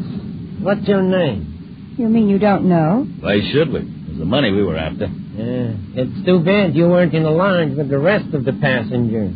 Or maybe it's a good thing. How would you like to join up with us? Yeah, we can make it very profitable for you. Nice-looking kid like you would go far in our organization. Why, of all the insulting... So you want to play rough, huh? Well, I'll be glad to oblige you. Let go of me. Let her alone, Morgan. Just get her identification. No dame's going to slap me and get away with it. Send me her purse. Oh, all right, Woody. Hey, look at that bracelet on her arm. Jupiter Emerald. I bet they bring in a few credits. Must be some big shot's daughter. I've changed my mind, Woody. This dame is an extra bonus. Shut up, Morgan. Do you know who we got here? It's the Secretary General's daughter, Carol. Of all the passengers in the ship, we have to grab the one who could give us the most trouble. Let's go back and take her out front so we can watch her every second. They've left the compartment. You can hear the sound of their rockets in the spacephone. The ship will be easy to follow on our viewscope finder. I've got a rough 3-point fix on their trajectory. If they keep on that vector, it'll bring them close to Venus. Got to cut down the distance between their ship and ours. If we don't get them in the viewscope before they land and cut their rockets, we'll lose them.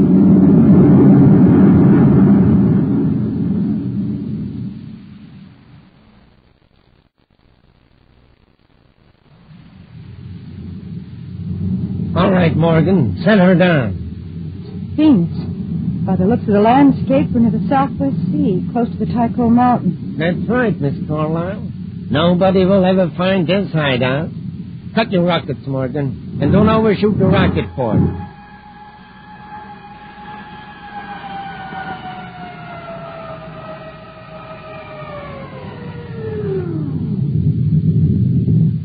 You take the money. I'll handle the girl. Come on, we got to decide what to do with you.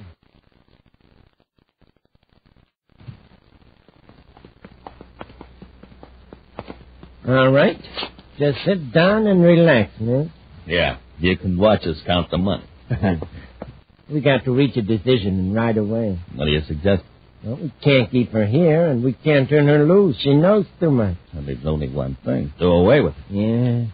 But so far, we never had to resort to anything so drastic. That's our own fault. My fault. Just how do you figure that? Do just keep out of this. Just leave it to a woman to spoil a man's perfect record of crime without violence. Me, Woody Nor, the sleepwalker. I pulled off dozens of robberies and never even had to slug anybody. I've got it. You can take some of this money and hire somebody else to take care of it. Morgan, if you know code of ethics, the principle is the same. Hey, listen, spaceship.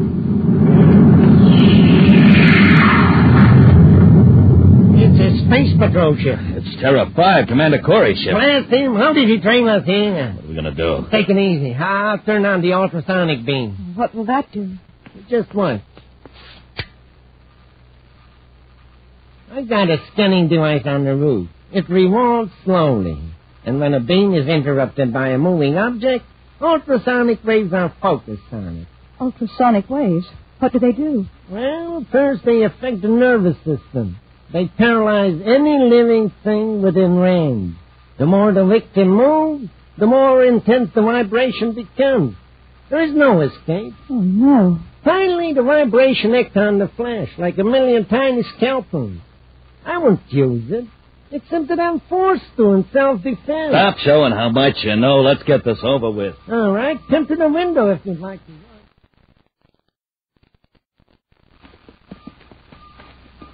I thought I saw somebody at the window up there in the hideout, Commander. They've seen us. Keep your ray gun, that's false. They're happy. Suppose they start firing at us. You may be taking them by surprise. Not? Well, what do you know? He's never used physical violence before in his other crimes. Let's hope he doesn't start now. If you come up here ready to shoot, he may get panicky and harm Carol. Probably figures his own best chance is to... Commander, I feel sort of funny. Oh, a tingling sensation. There's a ringing in my ears. Do you notice it? It's not exactly a sound, yet... Hey, is this a pill or something? It's hard to walk. It feels like a big weight was put on me. Hardly move. Happy. Nora's using some sort of ray on us. Paralyzer ray. Oh, it's worse than that. Look up there on the roof. See that big metal cone? It's following us. We're in an ultrasonic beam. Get back to the ship, Happy. Get out of its range quickly. Happy, get out. Here, I'll help you. Commander, I can't even crawl. My head, it feels like it's got 1,000 needles in it. If we don't get out of this beam, it's going to shake us to pieces.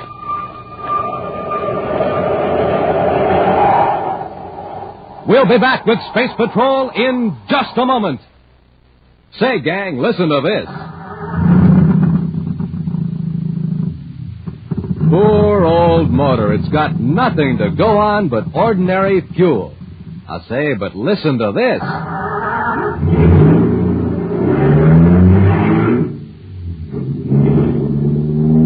Wow, there's a motor that's supercharged. Got super fuel in it, that's why. Now, gang, you know the same is true of you. When you have ordinary fuel for breakfast, what are you? Just a putt-putt. But when you have super fuel for breakfast, well, that's when you can be a super somebody, because you're supercharged. So, gang, eat the super fuel Buzz Corey has in the morning. A power breakfast with Wheat Chex or Rice Chex, the bite-sized super cereals. Good? Ah, wait till you try them. The swellest tasting cereals in the universe. And the only cereals in the universe with that modern, bite-sized design. So don't be a putt-putt. Be a super somebody. Eat a breakfast that supercharges you. A power breakfast with the super cereals Rice Chex and Wheat Chex.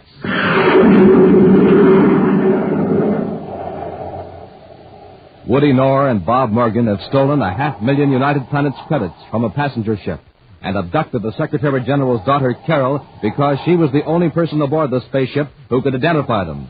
However, Buzz and Happy were able to follow the thieves' spaceship by tracing through Carol's miniature spaceophone. As the commander and his cadet walked toward Knorr's hideout on Venus, Knorr turned on an ultrasonic beam. The beam could first paralyze and then destroy them. Right now, barely able to move, Buzz and Happy lie on the ground as the high-frequency sound vibrations rack them with pain. Maybe we can roll away from the beam, sir. It's getting more intense. In a few seconds, we'll be completely paralyzed. Our ray guns, maybe we can hit the cone. Ray guns wouldn't affect it. Wait a minute. That cone tracked us. Followed us. Yes, sir. It must be controlled by an electric eye. If we can blind that eye. Blind it? You mean throw something at it? No. Our atomolites. Shine your atomolite on the round unit on top of the cone. I'll use mine, too. If I can move my arm. Got to, Happy. Quickly, while we're able to move at all. I'm getting it good. My hand is shaking so much I can't hold the beam steady. It's working, though. My beam's in focus. I've got it, sir. The cone's turning all around, back and forth and up and down. We've confused it. Keep your atomo light on, though. It'll find us again. Can you get up, Happy? Pretty shaky, but I'll try it. Keep your light steady. That's it. Wow. I'm as wobbly as a burned-out rocket. Come on. We've got to get in there before Noah thinks up something else. This time we won't hesitate to use our ray gun. They're getting up. You might as well give up. Buzz and Happy are more than a match for you two. Shut up. We're not through yet. Morgan, you hold them up. I'll take the drill and the money. We'll slip out the back way. Oh, sure. Leave me to face the music alone, not them doing Well, we both can't get away. And if I have the girl, I can force Corey to let you go. How do I know you'll do it? Don't argue, you fool. Corey and the cadet are pretty shaky from the sonic beam. You can handle them. I'll take Corey's ship, and when you get out, you take mine. There they are. Hold them off. All right, miss, let's go. Come on. Stop it. Let go of me. I said, come on. Oh. Hey, Woody, you got a rig. Now, use that iron bar and lock your door behind you. Once more, Happy. That did it. Oh, I'm so weak I can hardly stand. I think easy, Happy. They're probably hiding down this hallway. I think I hear somebody in this room, sir. I'll open the door. You cover me from the side. Yes, sir. Empty. Try the next one. Now, Happy, I'll continue searching the house. You go out and see if there's a back door. They may come to me. Smoke and rockets were too late. They made it to their ship. Their ship, nothing. Look out the window. Terra 5. They took our ship. And we'll take theirs. I don't think you will. Commander, look out! Why, you... Give me that bar. Stand back, Cadet. Oh, shoulder. Next time it'll be your head, just like the commander got, only not so easy. All right, now take those guns. The commander's hurt bad. He'll be all right. Well, Cadet, let's carry out the commander's order. Huh? You wanted to get in our ship, so pick him up. Come on, you're going to have to carry him.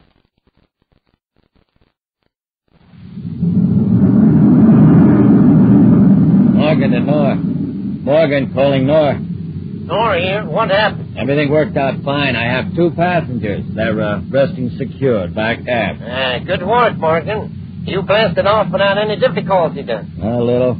Everything's fine now. What's next? Say, if we're going to talk business, switch over to the scramble circuit. Okay. Go ahead. Well, we'll rendezvous near the uncompleted artificial satellite. What about our passengers? Well, unload yours on the satellite in spacesuits. And without the jetpack. Then I'll transfer to our ship. What about the girl? I'll leave her in Terra 5. All comfortable and secure. Except for one little thing. All right, Corey, Cadet. Get into the airlock. You aren't going to drop us off in empty space. If I was going to do that, I wouldn't have shut off the rocket. When you open the outer hatch, you'll step right off onto the unfinished artificial satellite, the one swinging around Venus. What about Carol? You're going to leave her with us? She won't be far away. Now get out.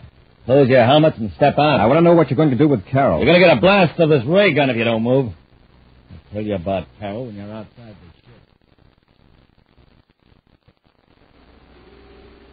There's Terra 5, sir.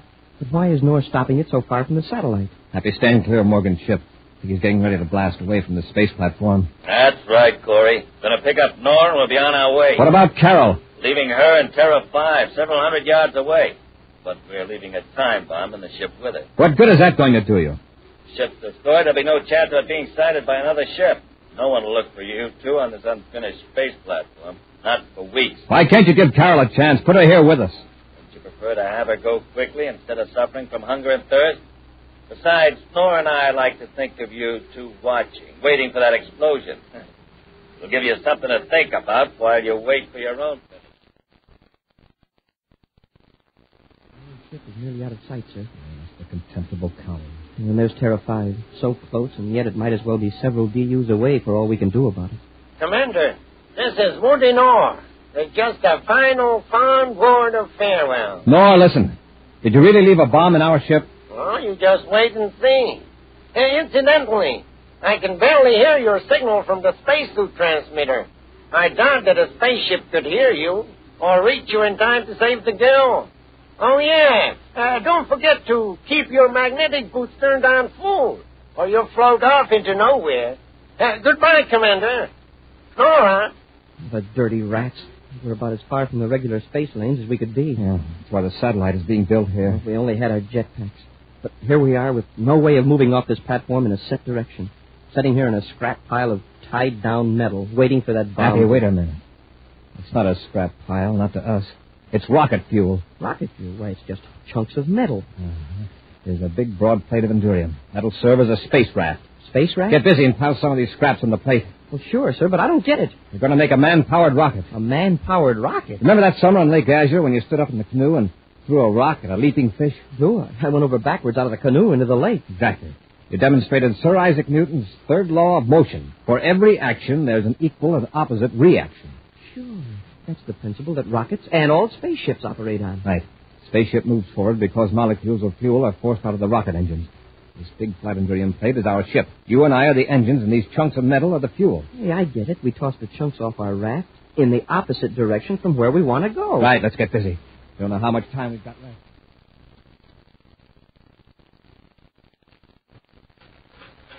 There. That's enough scrap metal, Happy. Get on the raft and brace yourself firmly. Yes, sir. Let's throw together and smoothly over a zigzag. I'll give us a start by pushing away from the satellite with my hand. Make sure your magnetic boots are firm on the raft or you'll be in trouble. We're moving. Hey, just like pushing away from a pier in a boat. It's not very fast, but we'll gain speed. We'll start throwing. 1, 2, 3. 1, 2, 3. Not going much faster. No, but with each throw, we gain acceleration. 1, 2, 3. 2, 3. Gee, sir, look how close we are to the ship. Yes, but we're not heading for the airlock. Throw off the right corner this time. That'll turn it.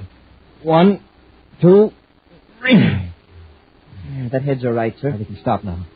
The raft will coast at this velocity. We don't want to hit the ship too hard. It's going to be quite a bump as it is. If that bomb goes off now, it's just too bad for all three of us. Brace yourself, Happy.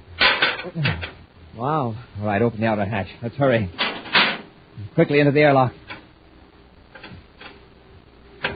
Now close it so we don't let the air out of the ship. Into the ship. Carol, where's the bomb? Open your faceplate, Happy. She can't hear you. Oh, Happy. Oh, where's the bomb? It's in the next compartment. I've been trying to get loose from these ropes. I'll get it. Here it is. You want to heave it out the airlock, sir? That won't be necessary, Happy. I'll cut off the time mechanism. Oh, what a relief. I've been lying here expecting every second to be the last. Now we've got to get Nor and Morgan. Do you have any idea where they're headed? I remember Woody Norris saying something about taking part of the money to a place in Lowell City on Mars. Do you remember where in Lowell City? Let me see. I think I can, but I'm so upset right now. All right, Carol, you relax. Happy now, blast off.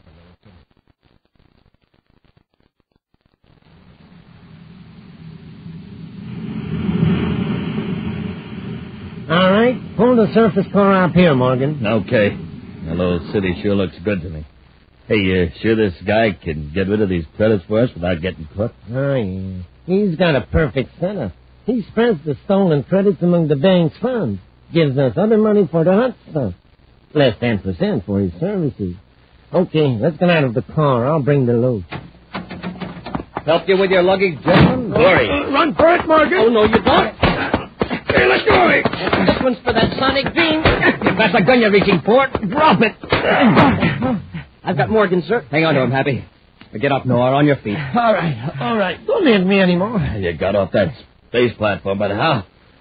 Didn't the ship explode? No. We got to the bomb about 2 minutes before it was set to go off. Somebody rescued you. It's impossible. There wasn't a ship near enough to get you in time. No living person could help you off that satellite. Yeah, you're right, Nora. No living person did. But somebody did help us. One of the greatest scientists who ever lived. A man whose name was Sir Isaac Newton.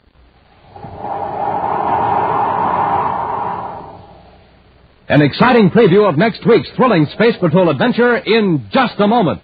But first, this is your commander, Cadet Happy, and Captain Dick Tufeld, gang. We're going to tell you how to get a pair of those sensational new Space Patrol space binoculars that you can see way off in the distance with. Now, remember, you don't have to hold these binoculars up to your eyes. You wear them on your head like outer space headgear. They're form-fitted to your eyes, and a strong elastic band holds them snugly on. Now, these are not flimsy little celluloid goggles or a mask.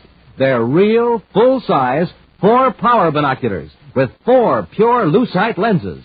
Real binoculars 5 inches long, 5 inches wide, made out of solid black plastic with a bright red leather-like trimming. And when you wear them, these big, handsome space binoculars stand out from your eyes a full 3.5 inches. Remember, these are 4 power binoculars.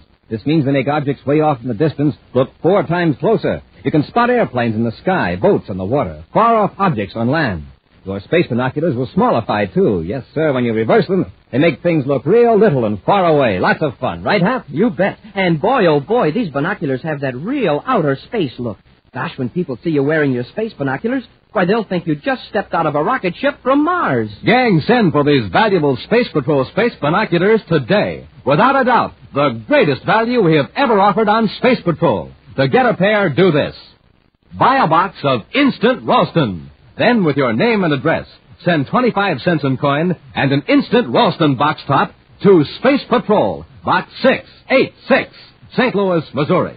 This offer good only in USA and may be withdrawn at any time. If you don't think your space binoculars are really tops, return them, and the Ralston Company will refund your money without question. That's Space Patrol, Box 686, St. Louis, Missouri. And now, a preview of next week's exciting Space Patrol story. A strange fever, the wandering fever, has struck the planet Neptune, and people are leaving by the thousands. Happy, who's been on Neptune with the commander, has caught this strange fever and taken off alone in a spaceship. As he flies under the influence of the fever, he mutters to himself and is unable to heed the voice of Commander Corey coming over the ship's spaceophone receiver. It's beautiful out here in space. All the planets of the solar system, the stars beyond. Commander Corey calling Cadet Happy. Listen, Happy. There's that voice again, over and over. So far away, so far away. Happy, this is urgent. Listen, the ship you're flying has no landing control unit. Oh, why don't I go to Pluto? Yes, I'll head for Pluto. Happy, listen to me. You're in serious danger. If you try to land that ship, you'll crash. Be sure to be with us next Saturday for the exciting story, The Deserted Planet, when wheat checks, rice checks, and good hot Ralston again bring you Space Patrol! High adventure in the wild, vast reaches of space. Missions of daring in the name of interplanetary justice. Travel into the future with Buzz Corey, Commander-in-Chief of the Space Patrol! Space Patrol, an original Mike Moser production starring Ed Kemmer as Commander Corey and Glenn Osborne as Cadet Happy, was written by Lou Houston and directed by Larry Robertson. Other players were Ken Mayer, Virginia Hewitt, and Bela Kovac. Dick Tufeld speaking. Now, don't forget to tune in next Saturday and every Saturday when wheat checks, rice checks, and good hot Ralston again presents the new exciting Space Patrol! And be sure to see another exciting Space Patrol program on your local ABC TV station. Consult your paper for time and channel. Space Patrol comes to you transcribed from Hollywood. This is ABC Radio Network.